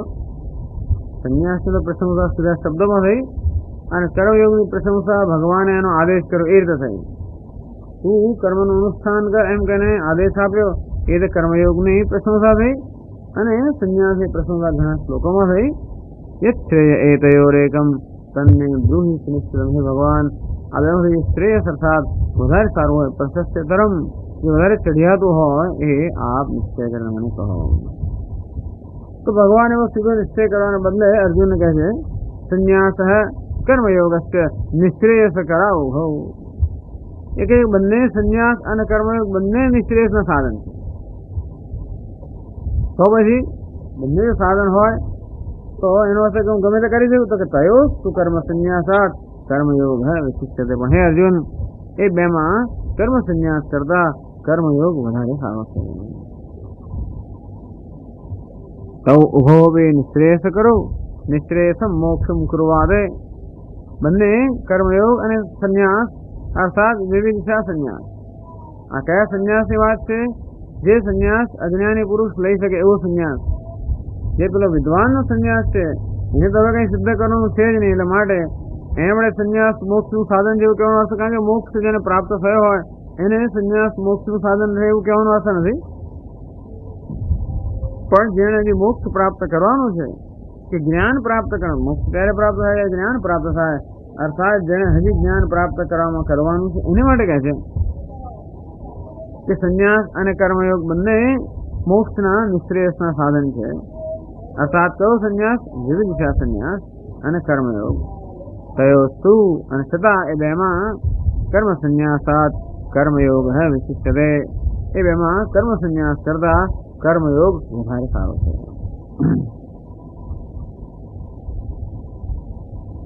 કર્મ સંન્યાસાત કેવલાત. માત્ર કર્મનો સંન્યાસ લીધો હોય પણ જોડે જ્ઞાન કે વિવેક ન હોય તો એ એવા સંન્યાસ કરતા કર્મયોગ વધારે સારો. અર્થાત કર્મ સંન્યાસ ક્યારે સારો થાય? જ્યારે એ પ્રકારનો વૈરાગ્ય વિવેક વૈરાગ્ય ઉત્પન્ન થાય ત્યારે એ કર્મ સંન્યાસ કર્મયોગ કરતા સારો. પણ ત્યાં સુધી કર્મયોગ વધારે સારો, કારણ કે વૈરાગ્ય ઉત્પન્ન કરવા માટે કર્મયોગ સાધન છે. વૈરાગ્ય ઉત્પન્ન કરવા માટે કર્મ સાધન છે, કારણ કે બરાબર વૈરાગ્ય ઉત્પન્ન થાય જીવનમાં. જે વૈરાગ, કારણ કે કર્મ કરી કરીને છેવટે એનું ફળ આપણે જે બધું જોઈએ ને છેવટે આમાં કઈ જ નથી. અને એવી રીતે નહીં જો કે એવી રીતે વૈરાગ્ય ઉત્પન્ન કરવા માટે નથી, છતાં પણ કર્મ અંતઃકરણ શુદ્ધિનું કારણ હોવાને કારણે પરિપક્વતા, અંતઃકરણની મનની પરિપક્વતા માટે આ કર્મયોગ સાધન છે. તેથી જેને એ પ્રકારની પરિપક્વતા પ્રાપ્ત થઈ નથી એને માટે કર્મ સંન્યાસ કરતા કર્મયોગ વધારે સારો. એથી કર્મયોગમ સ્તૌતિ, કર્મયોગની સ્થિતિ કરે છે. હવે આગળ કરે છે, કર્મ હિ બંધ કારણમ પ્રસિદ્ધમ તત્ કથમ નિશ્રેયસ કર્મ સ્યાત. બધા જાણે છે કર્મ તો બંધનમાં પડાય, આથી આ કર્મ કેવી રીતે નિશ્રેયસનું કે મોક્ષનું સાધન કેમ હોઈ શકે? કર્મ હિ બંધ કારણમ પ્રસિદ્ધમ, બધા જાણે છે કે કર્મ એ બંધન કરનારું છે. અને તો પછી એ કર્મ નિશ્રેયસનું કે મોક્ષનું સાધન બને એ કેવી રીતે? એ પ્રશ્ન કરે છે ત્રીજા શ્લોકના પ્રારંભમાં. ભાષ્યમાં કહે છે 148 પાના પર ત્રીજા શ્લોકનું કારણ. કસ્માત ઇતિ આહ, કસ્માત કેવી રીતે કર્મ કેવી રીતે સંન્યાસ કરતા વધારે સારું હોઈ શકે? એ કેવી રીતે? અર્થાત ન હોઈ શકે. અમે સમજીએ એ પ્રમાણે તો સંન્યાસ સારો છોડાવનારો હોય અને કર્મ તો બાંધનારું છે એવી અમારી સમજ છે. અને આપ કહો છો એનાથી વિરુદ્ધ, તો કેવી રીતે કર્મ એ સંન્યાસ કરતા ચઢિયાતું હોય એ કેવી રીતે? એટલે એનો ઉત્તર આપે છે ત્રીજા શ્લોકમાં. એટલે અકર્તૃ આત્મવિજ્ઞાનાત પ્રાગવી સર્વદા અસૌ સંન્યાસી જ્ઞેય યો રાગદ્વેષો ક્વચિત ન કરોતિ. એટલે ત્રીજા શ્લોકમાં ભગવાન એ પ્રશ્નનો સુંદર ઉત્તર આપે છે. જ્ઞેયસ્ત નિત્ય સંન્યાસે યો ન દ્વેષ્ટિ ન કાંક્ષતે નિર્દ્વંદ્વો હિ મહાબાહો સુખમ બંધાત પ્રમુચ્યતે.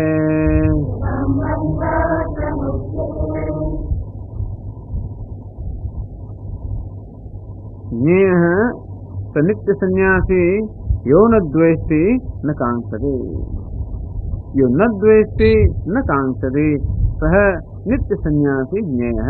ભગવાન કહે છે કે જેનામાં દ્વેષ પણ નથી અને આકાંક્ષા રાગ પણ નથી, તે અર્જુને હંમેશા તારે સંન્યાસી જાણવો. કર્મ કરતો હોય, કર્મ ના કરતો હોય, ગમે તે કરતો હોય.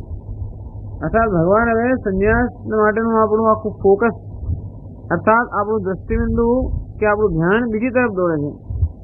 હે અર્જુન, આ સંન્યાસ એને માત્ર એને કર્મ કરે છે કે કર્મનો ત્યાગ કરે છે એ તું સંન્યાસ ના મૂલ્યું. સંન્યાસ બહારની કોઈ જીવન રીતથી કે બહારની ચેષ્ટાથી સંન્યાસનો નિર્ણય કરવાને બદલે સંન્યાસનો નિર્ણય કરવા માટે ભગવાન એક હવે બહુ સુંદર અહીંયા માપદંડ આપે છે કે સંન્યાસનો નિર્ણય કેવી રીતે કરવો. જ્ઞેયઃ નિત્ય સંન્યાસી, એને નિત્ય સંન્યાસી જાણવું જોઈએ. એ ન દ્વેષ્ટિ ન કાંક્ષતિ, જે દ્વેષ નથી કરતો કે આકાંક્ષા નથી રાખતો, અર્થાત જેનો રાગ નથી, હું નિત્ય સંન્યાસી જાણવો. પછી એ સંન્યાસના વેશમાં હોય, કર્મ કરતો હોય, કર્મ ના કરતો હોય, ગમે તે હોય, એના માટે ભગવાન નથી કહેતા. એવું શા માટે?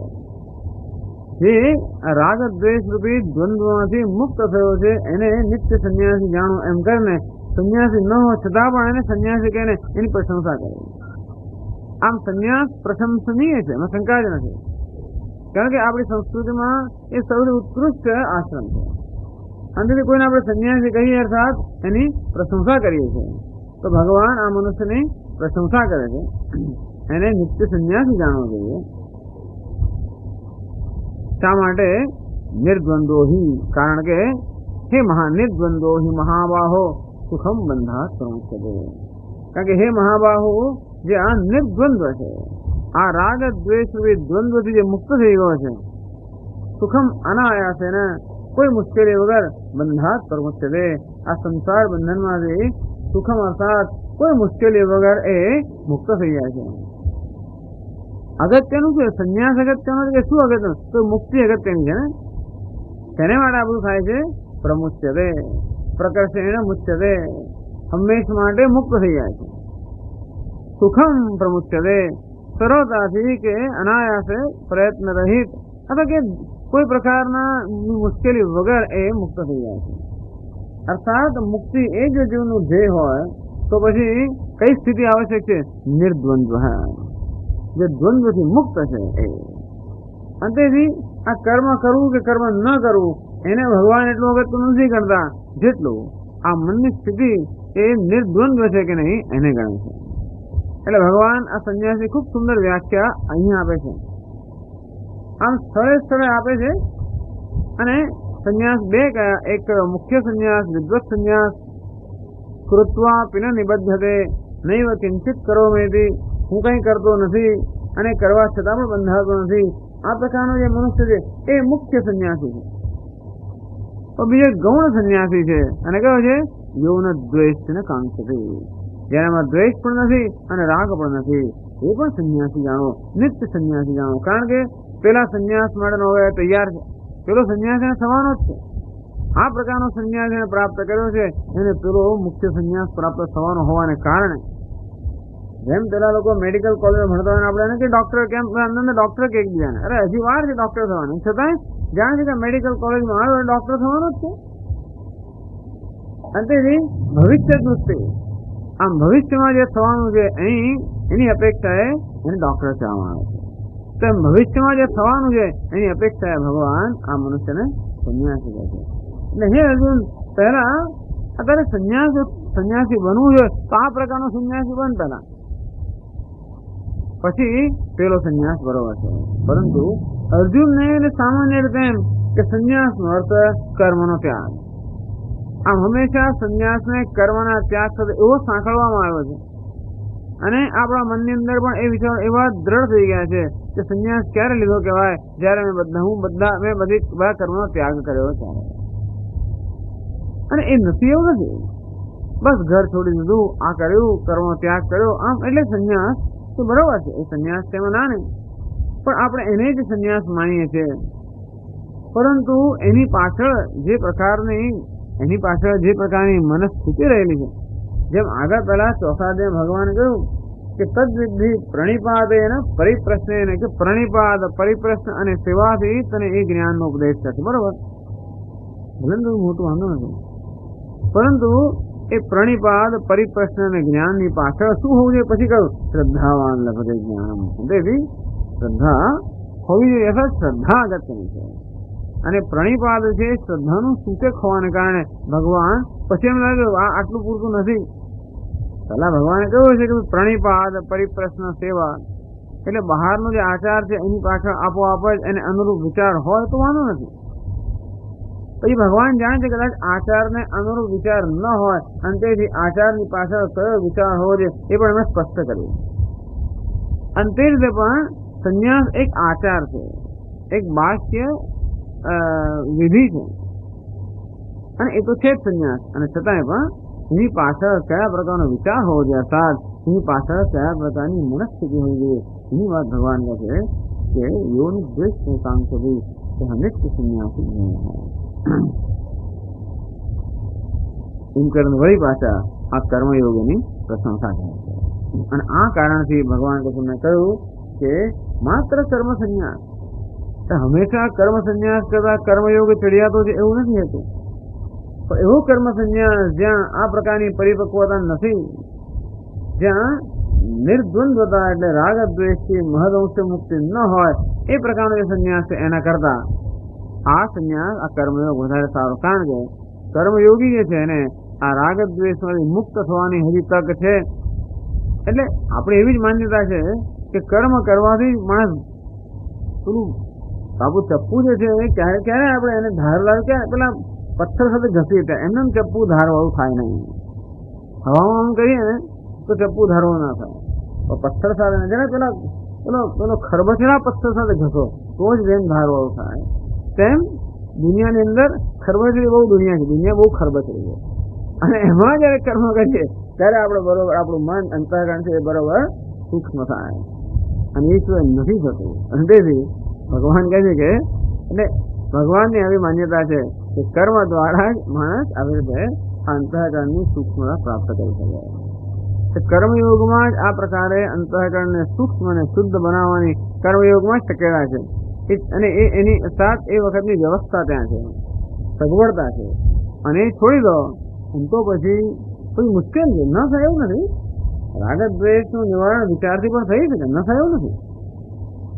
વિચાર શક્તિ માણસ એવી છેલેલી હોય અને એવી સંકલ્પ શક્તિ પોતાનામાં હોય કે જે વસ્તુ પોતાને સાચી લાગે છે એ કરવાની શક્તિ એને પ્રાપ્ત કરી છે કે આ બરોબર છે, મારે થાય છે એવું હોય એ માણસ વિચારથી પણ આ રાગદ્વેષનું આ ખોટું છે છૂટી ગયું, નહીં જાય છૂટી ગયું. તો ખોટું છે તો એ ના છૂટતું હોય, તો ખોટું છે તોય પણ આખો થાસા કરતો હોય તો એની જાતે થતું હોય. એનો અર્થ એ થયો કે હજી જે આપણે જાણીએ છીએ એ અમલમાં મૂકવા જેટલી આપણામાં જયારે શક્તિ ન હોય ત્યારે હજી વધારે શક્તિ પ્રાપ્ત કરવાની જરૂર છે. બસ એ દ્રષ્ટિએ ભગવાન કહે છે કે કર્મ સંન્યાસ કરતા કર્મનો વધારે સારો. આ વસ્તુ શંકરાચાર્યજી ભાષ્યમાં સમજાવે છે. જ્ઞેયઃ જ્ઞાતવ્યઃ સઃ કર્મયોગી નિત્ય સંન્યાસી ઇતિ યો ન દ્વેષ્ટિ કિંચિદ ન કાંક્ષતિ દુઃખ સુખે તત્સાધને ચ એવં વિદઃ યહ કર્મણિ વર્તમાનોપી સઃ નિત્ય સંન્યાસી ઇતિ જ્ઞાતવ્યઃ ઇત્યર્થઃ.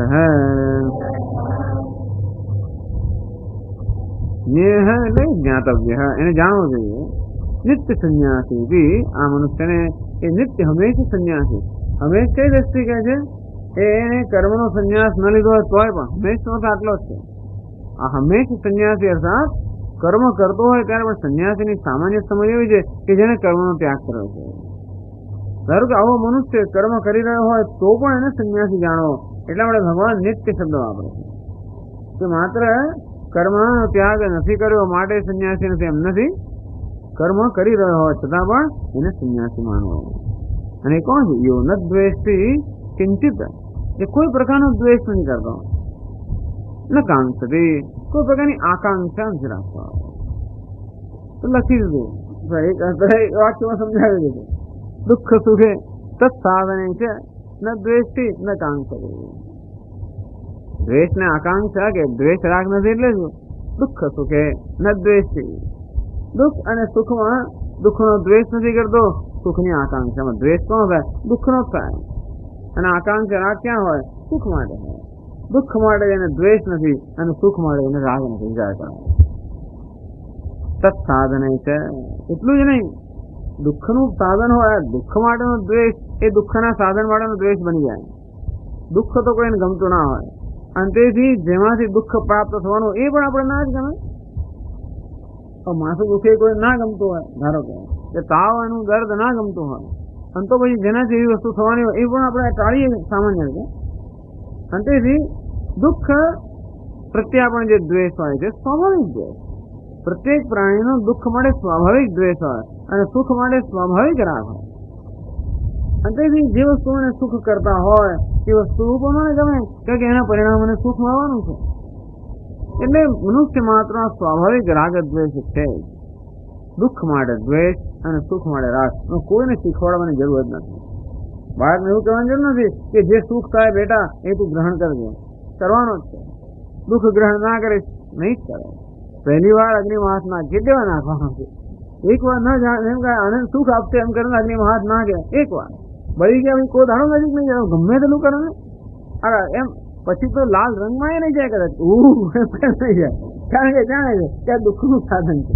તો દૂધનો દાડો જેમ છાસ મૂકીને એના જેવું છે આપણે. અને તેથી સુખ માટે રાગ પણ એટલો જ સ્વાભાવિક છે. અને જ્યાં પણ સુખની શક્યતા દેખાય, ભલે ને પછી પાછળથી ગમે તે થાય, પણ શરૂઆતમાં સુખની શક્યતા દેખાય તરત માણસ એને મળે રાગ કરવાનો. હવે આ જે સ્વભાવ છે એનાથી ઉપર આપણે ઉઠીએ તો જ રાગ દ્વેષ મુક્ત ન થવાય.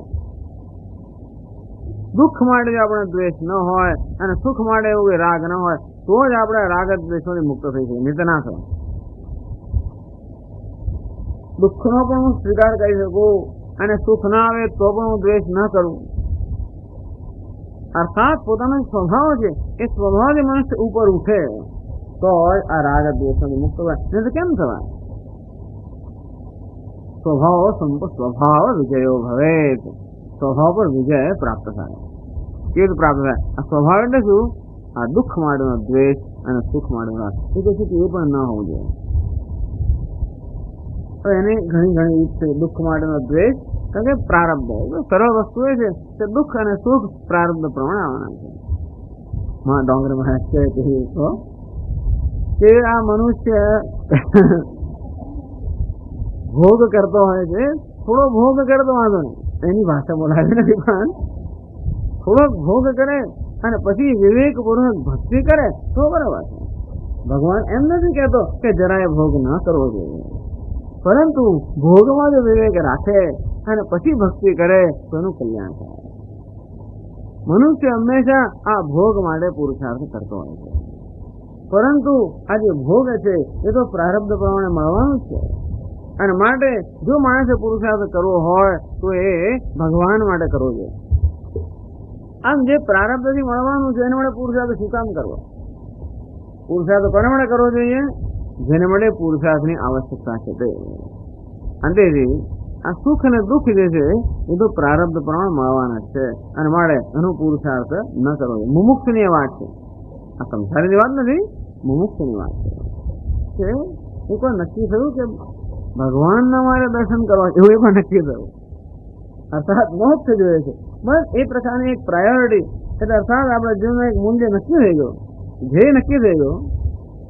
પછી દુઃખ સુખની ચિંતા એટલા માટે ના કરવી જોઈએ કે તમે ટાળશો તોય પણ દુઃખ આવવાનું છે તો આવશે જ, અને ગમે તેટલું માંગણી કરશે તો સુખ નહીં આવવાનું હોય તો નહીં આવે.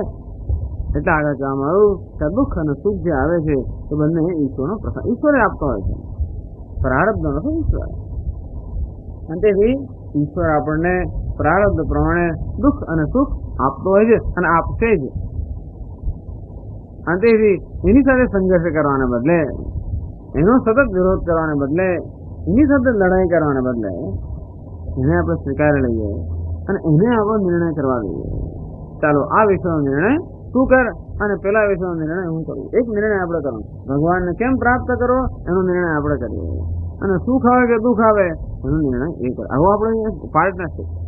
આ પ્રકારની વહેંચણી કરી લઈએ જીવનમાં તો પેલી ચિંતા એને સોંપી દઈએ અને આ ચિંતા આપણે રાખી લઈએ. કઈ ચિંતા? ભગવાનને પ્રાપ્ત કરવો છે, મોક્ષ જ્ઞાન પ્રાપ્ત કરવું છે, બસ એની ચિંતા તો કે મારે કરવાનું, એ ભગવાનને આપણે સોંપીએ છીએ. સુખની ચિંતા આપણે કરીએ અને આની ચિંતા એને સોંપીએ. આવું આપણું સામાન્ય થાય છે નહીં. સુખ દુઃખ તો એ આપવાનો જ છે ને માટે. આ બધું કોને માટે છે? જે આ મનથી સંન્યાસી છે એને માટે.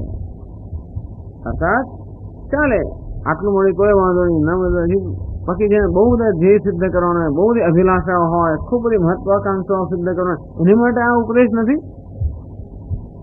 એની માટે જુદા પ્રકારનો ઉપદેશ છે, એના માટે તો કર્મનો ઉપદેશ.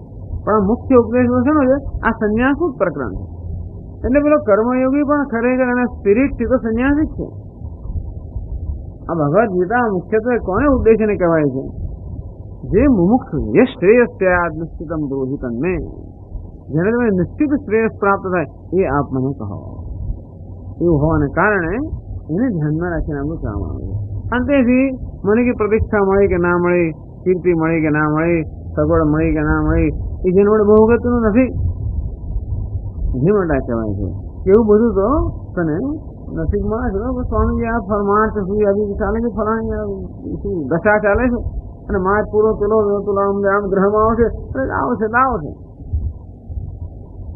અને એક વાર આમાં પડ્યા એટલે પછી દશાઓ ચાલ્યા કરે, ના હોય એવી દશાઓ આવ્યા જ કરે કરી, ખબર ના હોય. અને આવી રીતે કેટલી દશાઓ ગઈ ના આવી, પણ છતાં એક વાર આ જ્યોતિષમાં ગયા પછી દશાઓની ચિંતા આપણે એની જ ચિંતા કે માર્ચ ક્યારે આવે છે. માર્ગ ચાલ્યા, પણ ત્યાં સુધી શું ત્યાંથી દશાનું ચિંતન કરવાનું, પુરુષાર્થનું ચિંતન કરવાના બદલે એ પ્રારબ્ધનું ચિંતન કરે. ચાલો એમાં જે વસ્તુ હોય તે પણ એટલે શંકરાચાર્ય માત્ર આ 2 શબ્દોમાં જ કહે છે. દુઃખ સુખે સત સાધને છે, અર્થાત દુઃખ અને સુખ એના માટે જે દ્વેષ રાગ કરતો નથી, અને દુઃખનું સાધન અને સુખનું સાધન એના માટે પણ દ્વેષ રાગ કરતો નથી. અને ક્યારે જ ના કરે જ્યારે એ વસ્તુથી મનુષ્ય કેવો હોય તો કે ઉદાસીન હોય, ઇનડિફરન્ટ, ઉદાસીન. દુઃખ આવ્યું છે આવવા દો, સુખ આવ્યું છે સારું છે. આથી મોટો કયો છે અન્નમ વૈરાગ્ય. વૈરાગ્ય કોને કહ્યું? અન્નમ જ વૈરાગ્ય. વૈરાગ્યનો અર્થ કે દ્વેષ કે રાગ એવું નથી. વૈરાગ્યનો અર્થ જે છે એ સારું છે. કોઈની સામે કઈ ફરિયાદ નહીં, કસાય સામે ફરિયાદ નહીં, કોઈની સામે કોઈની આકાંક્ષા બની. અર્થાત આ કર્મયોગ એ વૈરાગ્ય સતત આ વસ્તુનો સામનો કરવો પડે. સંન્યાસ એ કરતો તો એક રૂટીન લાઈફ છે, એક ને એક જ પ્રકારનું જીવન, એમાં કશું ખાસ સંતુષ્ટ રોજ એવું એ જ સર ઉઠ્યા પછી આ કર્યું સ્વાધ્યાય, એમાં બહુ ઓછું તમારા જીવનો બને. પણ જીવન ઘટનાઓ ક્યારે બને? આ કર્મ કરતો હોય ત્યારે સતત કઈ ને કઈ બન્યા કરે. ઓફિસમાં જાઓ, બેંકમાં જાઓ, રેલવે કશે પણ જાઓ, સતત લોકોનો સામનો કર્યા છે. આજે પેલા આ કહ્યું ને પેલા પેલું કહ્યું ને પેલા એ સતત ચાલ્યા જ કરે. અને ચાલે એટલે આપણે ગમે તેટલા શાંત રહેવા ઈચ્છીએ તો પણ પેલા લોકો ગમે તેમ કરીને પેલું ઉખેડ્યા જ કરે. આમ જે આપણે કાંકરા નાખીને પાણીને આપણે પાણી શાંત બને, કાંકરા નાખીને જેમ પાણીની અંદર તરંગો ઉત્પન્ન કરીએ, અંતે રીતે કાંકરા નાખીને અંદર જે કે છે એને ઉલેચ્યા જ કરે પેલા લોકો. અંતેથી અંદર જે કે મસાલો ભરેલો છે એ મસાલો બહાર આવે. ક્યારે બહાર આવે? આમ એને બહારથી ડિસ્ટર્બ કરવામાં આવતા, નહીં તો બધું શાંત જ જાય. કાદવ વાળું પાણી પણ શાંત સ્વચ્છ દેખાય, તો મોહમાં તો મોહ પણ દેખાય. એક અંદર કાંકરો નાખો ત્યારે ખબર પડે કેટલું ભર્યું છે. અંતે એમ આ કર્મનો અર્થ જીવનના ભિન્ન ભિન્ન સંજોગો, અને એવી તો દુનિયાની કઈ ઘટના રચના છે કે એ બીજી ક્ષણે શું હશે કોઈ માણસ કોઈ દિવસ કહી જ ના શકે. અત્યારે જે છે બીજી ક્ષણે શું હશે એની કોઈ કલ્પના તો ના કરી શકો. તેથી બીજી ક્ષણે કઈ વસ્તુનો સામનો તમારે કરવો પડશે એ તો કહી જ ના શકે. દરેક ક્ષણે તમારે સાવધાન રહેવું પડે. અને તેથી દરેક ક્ષણે પોતાના મન સાથે હંમેશા કામ કરવું જ પડે. તેથી કર્મયોગનો અર્થ આ કર્મ તો ખાલી કહેવાની વસ્તુ છે. કર્મયોગનો અર્થ આવી જીવનની ભિન્ન ભિન્ન પરિસ્થિતિમાંથી પસાર થવું પડે. અને આ રીતે પોતાના મનનો આપણને ખૂબ પરિચય થાય. અને વેદાંતનું શ્રવણ તો જોઈએ જ, એ સિવાય માત્ર કર્મથી કે આપણને રાગદ્વેષથી મુક્ત નથી. તો રાગદ્વેષમાં કેમ મુક્ત થવું, શા માટે થવું, એ બધી સમજ તો આપણને ગીતા આપે જ. એટલે એવું પણ નથી કે આ બધું થયા પછી ગીતાનું શ્રવણ કરવાનું, એવું પણ નથી. એ પણ સાથે ચાલતું જ હોય. એટલે એવો તો જ્ઞાન કર્મ સમુચ્ચય છે જ નહીં. સાધન કાળ દરમિયાન આ બધોય સમુચ્ચય છે. એવી જરૂર નથી કે નિર્યું જ્ઞાન એટલે જ્ઞાન ને કર્મ એટલે કર્મ, બંનેનો સમુચ્ચય. અને પછી એક વસ્તુની માત્રા વધતી જાય એમ બીજું ઓછું થતું જાય. જેનો રસ વધતો જ જાય તો ભાઈ પેલાનો રસ ઓછો થતો જાય, એમ કરીને ધીમે ધીમે થોડું થોડું છૂટતું જાય. અને એ રીતે કર્મયોગ એ સાંખ્ય અર્થાત સંન્યાસનું સાધન બને.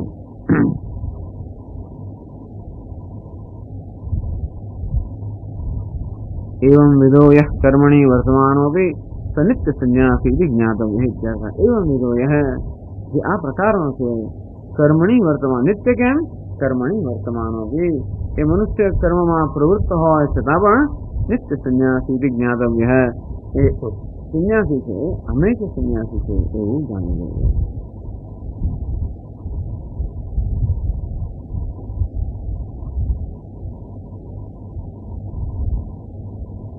અને એને કારણે શું પ્રાપ્ત થાય છે એ આગળ જશે. નિર્દ્વંદ્વ દ્વંદ્વવર્જિતો હિ યસ્માત મહાબાહો સુખમ બંધાત અનાયાસેન પ્રમુચ્યતે. આટલી બધી કેમ? આટલું બધું મહત્વ શા માટે?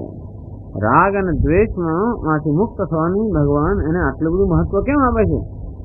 કારણ કે નિર્દ્વંદ્વ સુખમ બંધાત પ્રમુક્તવે યસ્માત મહાબાહો, હે મહાબાહુ, સુખમ અનાયાસેન બંધાત પ્રમુક્તવે. કારણ કે જે આ રીતે દ્વંદ્વમાંથી મુક્ત થયો છે, દ્વંદ્વ મુક્ત અર્થાત દ્વંદ્વ એ તો જગતનો સ્વભાવ છે. દ્વંદ્વ એટલે કે પરસ્પર વિરુદ્ધ વસ્તુઓ. જેમ એક સિક્કાની બે બાજુ એમ જીવનમાં પ્રત્યેક વસ્તુની બે બાજુ હોય જ. એકને એક જ વસ્તુ મને સુખનું પણ સાધન બને, એની જ વસ્તુ દુઃખનું સાધન પણ બની શકે. તો પરિસ્થિતિ એક ક્ષણે અનુકૂળ હોય અને બીજી ક્ષણે પ્રતિકૂળ હોય. આમ જગતનો સ્વભાવ છે કે આ પ્રકારની અનુકૂળ અને પ્રતિકૂળ પરિસ્થિતિ સતત આપણી સમક્ષ લાવ્યા જ કરે, અથવા એનો સામનો કરવો જ પડે. અને જો આપણે આ દ્વંદ્વના પ્રભાવથી મુક્ત ન થયા હોઈએ તો ક્યારેય આપણે મનની શાંતિ આપણે માણી જ ન શકીએ.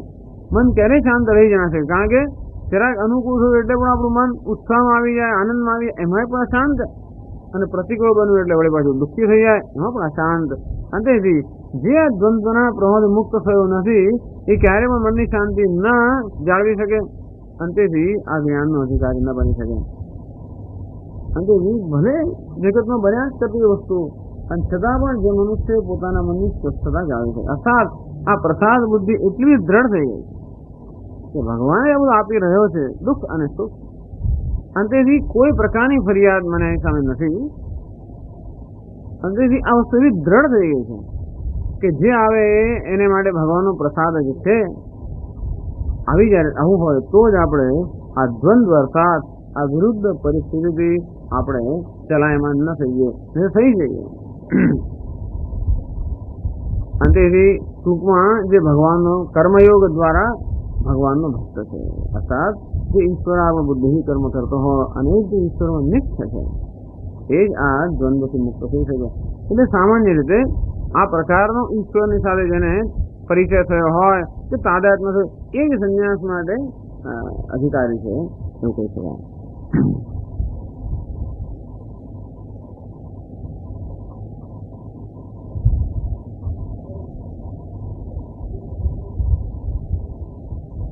એટલે કહેવાનો અંતઃકરણ અશુદ્ધ રૂપાત જ્ઞાન પ્રતિબંધાત પ્રમુચ્યતે. અહીંયા મધુસૂદન સરસ્વતી એમ કહે છે કે મોક્ષ બે પ્રકારનો, મોક્ષનો જેમ સંન્યાસની બે અવસ્થા ગઈ એટલે મોક્ષની બે અવસ્થા ગઈ. એટલે અર્થાત મોક્ષ માટે બે આ પ્રતિબંધકો કયા. મૂળ પ્રતિબંધક કયો તો કે અજ્ઞાન, અને અજ્ઞાન કોનાથી દૂર થાય તો કે જ્ઞાનથી. પણ આ જ્ઞાનમાં પણ એક પ્રતિબંધક છે, કયો? અંતઃકરણ અશુદ્ધિ નામનો. આ રાગદ્વેષ નામનો જ્ઞાનનો એક પ્રતિબંધક છે. અર્થાત રાગદ્વેષ રૂપી અશુદ્ધિ જ્યાં સુધી અંતઃકરણમાં હોય ત્યાં સુધી આ જ્ઞાનનો એક પ્રતિબંધક બને, જ્ઞાનને ઉત્પન્ન થવા ન દે. અંતેથી પહેલા કયા પ્રકારના બંધનમાંથી મુક્ત થવાનું? આ રાગદ્વેષ રૂપી બંધનમાંથી મુક્ત થવાનું, અને પછી અજ્ઞાનના બંધનમાંથી મુક્ત થવાનું. અને જે આ બંધનમાંથી મુક્ત થયો છે એ પછી કાળે કરીને, એટલે જ ચોથા અધ્યાયમાં ભગવાને કહ્યું તત્સ્વયં યોગ સંસિદ્ધ કાલેન આત્મની વિંદતિ. યોગ સંસિદ્ધ આ પ્રકારે યોગથી જેને આવી સંસિદ્ધિ પ્રાપ્ત કરી છે કાલેના એટલે કે સમયમાં આત્મની વિંદતિ, સ્વયં વિંદતિ, એ જરૂર એ જ્ઞાન પ્રાપ્ત કરશે. અંતેથી પહેલા મુક્તિ છે આ રાગ દ્વેષ રૂપી જ્ઞાનમાં જે અવરોધ છે એની મુક્તિ, અને પછી નિત્ય અનિત્ય વસ્તુ વિવેક રૂપી જ્ઞાનથી અજ્ઞાન રૂપી પ્રતિબંધકમાંથી મુક્તિ. આ મોક્ષ પણ બે કક્ષા, બે અવસ્થા, સંન્યાસની બે અવસ્થા એ તે મોક્ષની બે અવસ્થા.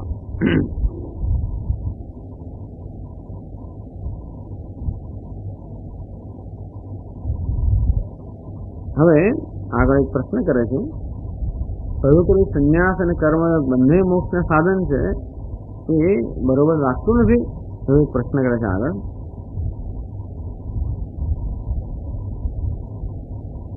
સંન્યાસ કર્મ યોગયોઃ ભિન્ન પુરુષ અનુષ્ઠેયયોઃ વિરુદ્ધયોઃ ફલેપી વિરોધો યુક્તઃ ન તો ઉભયોઃ નિશ્રેયસકરત્વં એવ इति प्राप्ते इदमुच्यते। જેની ચર્ચા આગળ થઈ જ ગઈ છે, છતાં પણ આ શ્લોકોના સંદર્ભમાં વળી પાછા પ્રશ્ન ઉપસ્થિત કરે છે. આ શ્લોકો બરોબર એકબીજા સાથે આપણે સાંકળી શકીએ એટલા માટે. સંન્યાસ કર્મયોગયો ભિન્ન પુરુષ અનુષ્ઠેયો વિરુદ્ધયો ફલે વિરોધ યુક્ત. કહ્યું કે સંન્યાસ નું અનુષ્ઠાન જે કરી શકે એ કર્મયોગ જે કરતો હોય એ કર્મયોગ અનુષ્ઠાન ન કરી શકે. અર્થાત સંન્યાસ એટલે કર્મનો ત્યાગ અને કર્મયોગ અથવા કર્મનું અનુષ્ઠાન એ બંને એક મનુષ્ય તો ના જ કરી શકે. એટલે ભિન્ન પુરુષ અનુષ્ઠેયો ભિન્ન ભિન્ન વ્યક્તિઓ જ આ બેનું અનુષ્ઠાન કરી શકે, કર્મનો સંન્યાસ અને કર્મનું અનુષ્ઠાન. વિરુદ્ધયો વળી બંને એકબીજા વિરુદ્ધ પણ છે. કર્મનો ત્યાગ કરવો અને કર્મનું અનુષ્ઠાન કરવું એ બંને વિરુદ્ધ છે. એક હોય ત્યાં બીજું ન હોય અને બીજું હોય ત્યાં એક ન હોય. એ દ્રષ્ટિએ ફલે બી વિરોધો યુક્ત હૈ. અંતો પછી એ બેમાંથી જે ફળ મળે એ પણ વિરુદ્ધ હોવું જ જોઈએ. જો બંને સાધનો વિરુદ્ધ હોય, કર્મયોગ અને કર્મ સંન્યાસ એકબીજા વિરુદ્ધ હોય, તો એ ફળ જે મળતું હોય એ પણ વિરુદ્ધ હોવું જ જોઈએ. ન તો ઉભયો નિશ્રેયસકરત્વમ એવ. ત્યારે ભગવાને તો કહ્યું કે કર્મયોગ અને કર્મ સંન્યાસ બંને આ નિશ્રેયસનું મોક્ષનું કારણ છે. આમ ભગવાન કહે છે કે બંનેનું ફળ એક જ છે. જયારે આપણી બુદ્ધિ આમ સામાન્ય વિચાર કરતા એમ કહે છે કે બંનેનું ફળ કેમ એક હોય શકે? જે કર્મ કરતો હોય એને એક પ્રકારનું ફળ મળે, જેને કર્મનો ત્યાગ કરતો હોય એને બીજા પ્રકારનું ફળ મળવું જોઈએ, અને બેના ફળમાં પણ ભેદ હોવો જોઈએ. કેમ ભગવાન એમ કહે છે કે કર્મયોગ અને કર્મ સંન્યાસ બંનેનું એક જ ફળ મળે છે? પ્રાપ્તે ઇદમુચ્યતે. તેથી આ પ્રકારનો પ્રશ્ન જયારે ઉપસ્થિત થાય છે ત્યારે એનો ઉત્તર ભગવાન આ ચોથા શ્લોકથી આપે છે.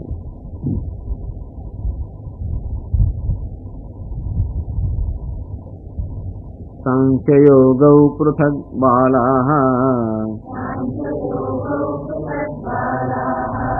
પ્રવદન્તિ ન પંડિતાઃ એકમપ્યાસ્થિતઃ સમ્યક ઉભયોર્વિંદતે ફલમ.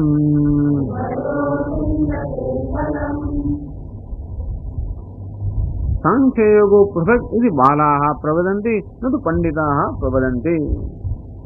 આ સાંખ્ય અને યોગ, સાંખ્ય એટલે સંન્યાસ, આ સંન્યાસ અને કર્મયોગ ભિન્ન ભિન્ન છે એવું માત્ર બાલાહ એટલે કે શાસ્ત્રનું તાત્પર્ય જેમને જ્ઞાન નથી એવા લોકો જ માને છે કે સાંખ્ય અને યોગ બંને ભિન્ન ભિન્ન વસ્તુઓ છે. નથી પંડિતા. તો સાંખ્ય અને યોગનું રહસ્ય જાણે છે એ પંડિતો એમ નથી કહેતા કે બે ભિન્ન ભિન્ન છે. કેમ શાપરથી કહો છો? એટલે કહે છે એકમપી આસ્થિત સમ્યક ઉભયો વિંદતે ફલમ. એકમપી સમ્યક આસ્થિત, એકનું પણ સારી રીતે જે અનુષ્ઠાન કરતો હોય, ઉભયો ફલમ વિંદતે, એ બંનેનું ફળ પ્રાપ્ત કરે છે. એકનું પણ જે સારી રીતે અનુષ્ઠાન કરે એ બંનેનું ફળ પ્રાપ્ત કરે છે. તેથી ખરેખર તેનું ફળ ભિન્ન નથી. ટૂંકમાં કહેવાનો ભાવ એક જ છે. આ પણ કહ્યું ને એ પ્રમાણે ટેકનિકલ વસ્તુ, ટેકનિકલ કરીને મીમાંસાનો પ્રશ્ન છે. તો બેનું ફળ ભિન્ન ભિન્ન હોય તો પછી બંનેને કેમ એક કક્ષામાં મૂકી શકાય? તો એને બંનેનું ફળ ભિન્ન ભિન્ન નથી. કર્મયોગ અને સંન્યાસ બંનેનું ફળ એક જ છે. ખરેખર એક છે એમની રીતે કહે છે. એટલે છતાં એમની કહેવાની રીતે જુદી છે. પણ બતાવે છે શંકરાચાર્ય અગત્યના શ્લોકો એટલા મળે છે કે કર્મયોગનું શું સ્થાન છે, વિવિધિશા સંન્યાસનું શું સ્થાન છે, વિદ્વત સંન્યાસ, આ બધાની સ્પષ્ટતા છે એ અહીંથી પ્રાપ્ત થાય છે. ભાષ્યમાં કહે છે સાંખ્યયોગો પૃથક વિરુદ્ધ ભિન્ન ફલો બાલાઃ પ્રવદન્તિ ન પંડિતાઃ પંડિતાસ્તુ જ્ઞાનિનઃ એકમ ફલમ અવિરુદ્ધમ ઇચ્છન્તિ. સાંખ્ય યોગો પૃથક. સાંખ્ય અને યોગ એ બંને પૃથક એટલે કે ભિન્ન છે. એટલે પૃથક સમજાવ્યું શંકરાચાર્યજી. વિરુદ્ધ ભિન્ન ફલો, કે સાંખ્યનું અને યોગનું ફળ ભિન્ન ભિન્ન આવે છે અને વિરુદ્ધ આવે છે. ઇતિ બાલાહ પ્રવદન્તિ. બાલાહ એટલે જે લોકોને શાસ્ત્રનું શાસ્ત્રાર્થ વિવેક શૂન્ય, એ શાસ્ત્રનો વિવેક જાણવા નથી. એ લોકોને અહીંયા બાળકો કહે, બાળા. બાળા શાસ્ત્રનું જેને વિવેક નથી એવા જ છે. આમ ભણેલા હોય છતાં શાસ્ત્ર જાણકાર હોય છતાં શાસ્ત્રનું તાત્પર્ય જેમને જાણ્યું નથી એ લોકો એમ કહે છે કે સાંખ્ય અને યોગ બંને એકબીજાથી વિરુદ્ધ છે, એકબીજા ભિન્ન છે, અર્થાત એમનું ફળ ભિન્ન અને વિરુદ્ધ છે. ન પંડિતા, પંડિતો નથી કહેતા. પંડિતાસ્તુ જ્ઞાનિનઃ એકમ ફલમ અવિરુદ્ધમ ઇચ્છન્તિ. જ્યારે પંડિતો એટલે જ્ઞાનીઓ એ બંને યોગી, યોગ અને સાંખ્ય બંનેનું જે રહસ્ય જાણે છે એવા જે પંડિતો છે એ જાણે છે કે આ બંનેનું ફળ એક જ છે. આગળ સમજાવે છે કથમ એકમપી સાંખ્યયોગયોઃ સમ્યગાસ્થિતઃ સમ્યગ અનુષ્ઠિતવાન ઇત્યર્થઃ. ઉભયોર્વિંદતે ફલમ ઉભયોઃ તદેવ હિ નિશ્રેયસમ ફલમ અતઃ ન ફલે વિરોધોસ્તિ. કસમ કેવી રીતે? અર્થાત વિદ્વાનો કે પંડિતો આ સાંખ્ય અને યોગને એક જ કહે છે. કેવી રીતે? એકમપી સાંખ્યયોગયોઃ સમ્યક આસ્થિતઃ સમ્યક અનુષ્ઠિતવાન. સાંખ્ય યોગયોઃ, સાંખ્ય અને યોગ એ બેમાંથી એકનું પણ સમ્યક અનુષ્ઠિતવાન, એ બેમાંથી એકનું પણ સારી રીતે અનુષ્ઠાન કરે. કર્મયોગનું પણ જે સારી રીતે અનુષ્ઠાન કરે અથવા સાંખ્યનું સારી રીતે અનુષ્ઠાન કરે. ઉભયોઃ ફલમ વિંદતે. તો બંનેનું જે ફળ છે એ અર્થાત બેથી પણ જે ફળ મળનારું છે એ ફળ ગમે તે એક પણ મેળવી શકે જે બેમાંથી એકનું પણ સારી રીતે અનુષ્ઠાન કરે. અથવા બે રસ્તાઓ હોય, એક જ ધ્યેય પર લઈ જતા હોય, તો બેમાંથી એક રસ્તા પર જજે બરોબર, પાછું ના આવે. અર્થાત બેમાંથી કોઈ પણ રસ્તા પર જે બરોબર જશે એ પેલા ધ્યેય પર પહોંચવાનું છે. એમ કે ભગવાન જાણે કહેવા માંગતા હોય કે આ બે રસ્તાઓ એકબીજાને સમાનતા છે, પણ એવું નથી. ખરેખર એવું કહેવા માંગે છે, શંકરાચાર્ય એમ સમજાવે છે કે કર્મયોગ છે એ આ સાંખ્ય માટેનું સાધન છે. પહેલું પગથિયું કર્મયોગ, બીજું પગથિયું સાંખ્ય અને ત્રીજું પગથિયું મોક્ષ આવશે. પણ કહેવાનો ભાવ એ છે કે જે મનુષ્ય નિષ્ઠાથી કર્મનું અનુષ્ઠાન કરે છે યોગ બુદ્ધિથી, એ સાંખ્ય પ્રાપ્ત કરવાનો જ છે. અને જેને સાંખ્ય અર્થાત વૈરાગ્ય અને વૈરાગ્યથી થયેલો સંન્યાસ પ્રાપ્ત કરવાનો જ છે, અને જેને આ પ્રકારનો વૈરાગ્ય પ્રાપ્ત થયો છે એનામાં જિજ્ઞાસા જાગૃત થવાની અર્થાત એને જ્ઞાન પ્રાપ્ત થવાનું જ છે. અને એટલે એમને એવી ખાતરી છે કે એક થયું એટલે બીજું થવાનું જ છે, કારણ એક બીજા માટેની ભૂમિકા છે. એટલે યોગની ભાવના જે કર્મ કરે એનો વૈરાગ્ય ઉત્પન્ન થાય. અર્થાત વૈરાગ્ય આ રાગ અને દ્વેષમાંથી મુક્તિ. આમ રાગ અને દ્વેષમાંથી જેટલી મુક્તિ થાય એટલે આપોઆપ જ એને બીજામાં રસ ન જ પડે. અંતેથી એ જ્ઞાનની એ સંન્યાસી બનવાનો જ, જ્ઞાનની સાધના કરવાનો જ, અને એને જ્ઞાન થવાનું જ, અને એટલે એ મુક્ત થવાનો જ. અંતેથી ભગવાન કહે ગમે તે કરો. આગળ મધુસૂદન સર્વે સમજાવે છે. પણ ઘણા લોકો તો પહેલેથી એમ લાગે છે કે પહેલેથી એ લોકો તો સંન્યાસી બની ગયા છે, બહુ નાનપણથી. તો તમે તો કહો છો કર્મયોગ એ સંન્યાસ માટેનું સાધન છે, તો એમણે કે જીવનમાં ખાસ એવું કર્મનું અનુષ્ઠાન કર્યું નથી અને છતાં પણ એ લોકો સંન્યાસી છે. ત્યારે કે એવું સમજવું કે એનો અર્થ એ થયો કે પૂર્વ જન્મમાં એ લોકોએ કર્મનું અનુષ્ઠાન કર્યું હશે અને માટે આ જન્મમાં એ લોકો આવી તૈયારી લઈને જન્મ્યા છે. તો પછી અત્યારે જે બિચારો કર્મનું અનુષ્ઠાન કરે છે એનું શું થશે? તો કે જે અત્યારે આ કર્મનું અનુષ્ઠાન કરે છે નિષ્ઠાથી, સમજવું કે એ ભવિષ્યમાં સંન્યાસી થવાનો આ ખાતરી છે. એમાં કોઈ પ્રકારનો અપવાદ નથી. એવું એટલે જ કહ્યું ભગવાન છઠ્ઠા અધ્યાયમાં કહે છે નહીં કલ્યાણ કશ્ચિત દુર્ગતિ. આ તો બોલે એસ્કેલેટર ખબર છે ને, એ ઇલેક્ટ્રિક ચાલે સીડી પર એક પગથી ચડાય એટલે ઉપર પહોંચી જ જવાનું. કારણ કે હમણાં પણ એક પગથિયે આપણો પગ મૂકતા આપણે ખર્ચાઈએ, મૂકો કે ના મૂકો, પડી જવા છે કે શું કરે એવો ડર લાગતો હોય ઘણા લોકોને શરૂઆતની અંદર. તો પછી કહેશે પેલું બરાબર કરી અહીં એનો કચરો પકડી નાખવાનો, મૂક્યો તે રીતે એકવાર આનો પગ મૂક્યો પછી બીજો એનો ઉપાય જ નથી. અત્યારે આપણે ઈચ્છીએ તોય પણ પતન ના થાય. કદાચ એવું લાગે કે પતન થયું તોય પણ પાછળ પકડીને આપણે લાઈન પર લાવી જ નહીં. કારણ કે કદાચ એવો અવરોધ આવે, એવું લાગે કે ભાઈ આપણું પતન તો હરે મને શું થઈ ગયું, જરા મારું કેટલું બધું થતું હવે થતું નથી, કઈ ચિંતા નહીં. કારણ કે એ અવરોધ જતો હોય છે, વળી પાસે એ સંસ્કાર ક્યારેય પણ નષ્ટ થાય નહીં. એટલે સમજાવે છે કે અત્યારે જે કર્મનું અનુષ્ઠાન યોગની ભાવનાથી કરી રહ્યો છે એ ભવિષ્યમાં સંન્યાસી થવાનો જ છે, અથવા અત્યારે જે સંન્યાસી છે એને ભૂતકાળમાં કર્મનું અનુષ્ઠાન કરી જ હશે. એ દ્રષ્ટિએ કહેવામાં આવે છે કે એમાં બહુ ભેદ નથી. પેલું છે ને ટ્રેનિંગમાં છે, અત્યારે સંન્યાસી ઇન ટ્રેનિંગ. કર્મયોગ એટલે કેવો, અત્યારે એને સંન્યાસની ટ્રેનિંગ મળી રહી. સંન્યાસી તો મનનો સ્પિરિટનો સંન્યાસ તો હોવો જ છે, નહીં તો કર્મ ભગવાનને અર્પણ કેવું થાય? કોઈને અર્પણ કરવું બી સરળ છે, કશું વસ્તુ કાઢીને આપવી જરાય સરળ નથી. કશું છૂટે નહીં આપણાથી, મારું છે નહીં આપવું, અથવા આમાંથી કંઈક મારે મેળવવાનું આપણે છે ને આપીએ.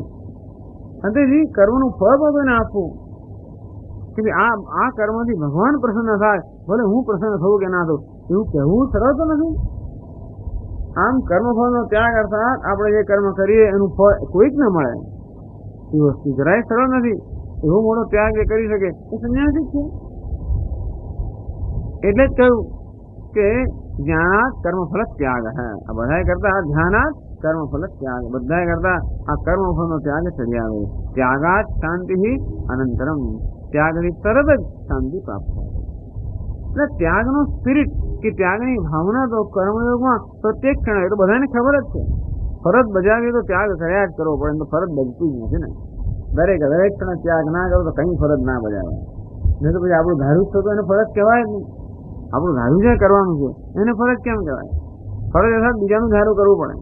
બીજાની સગવડ સાચવવાની હોય, કઈ સેવા કરવાની હોય તો બીજાની સગવડ સાચવવી હોય, પણ તો પછી આપણી સગવડને બાજુ ન મૂકીએ. કોઈ દાડો બેની સગવડ સરખી ભાગ્ય જ હોય, ન જ હોય. ભાગ્ય ભગવાન એવું બનાવી મૂકે તો બેની સગવડ સરખી નથી હોતી. એકની સગવડ એટલે બેની અગવડ હોય.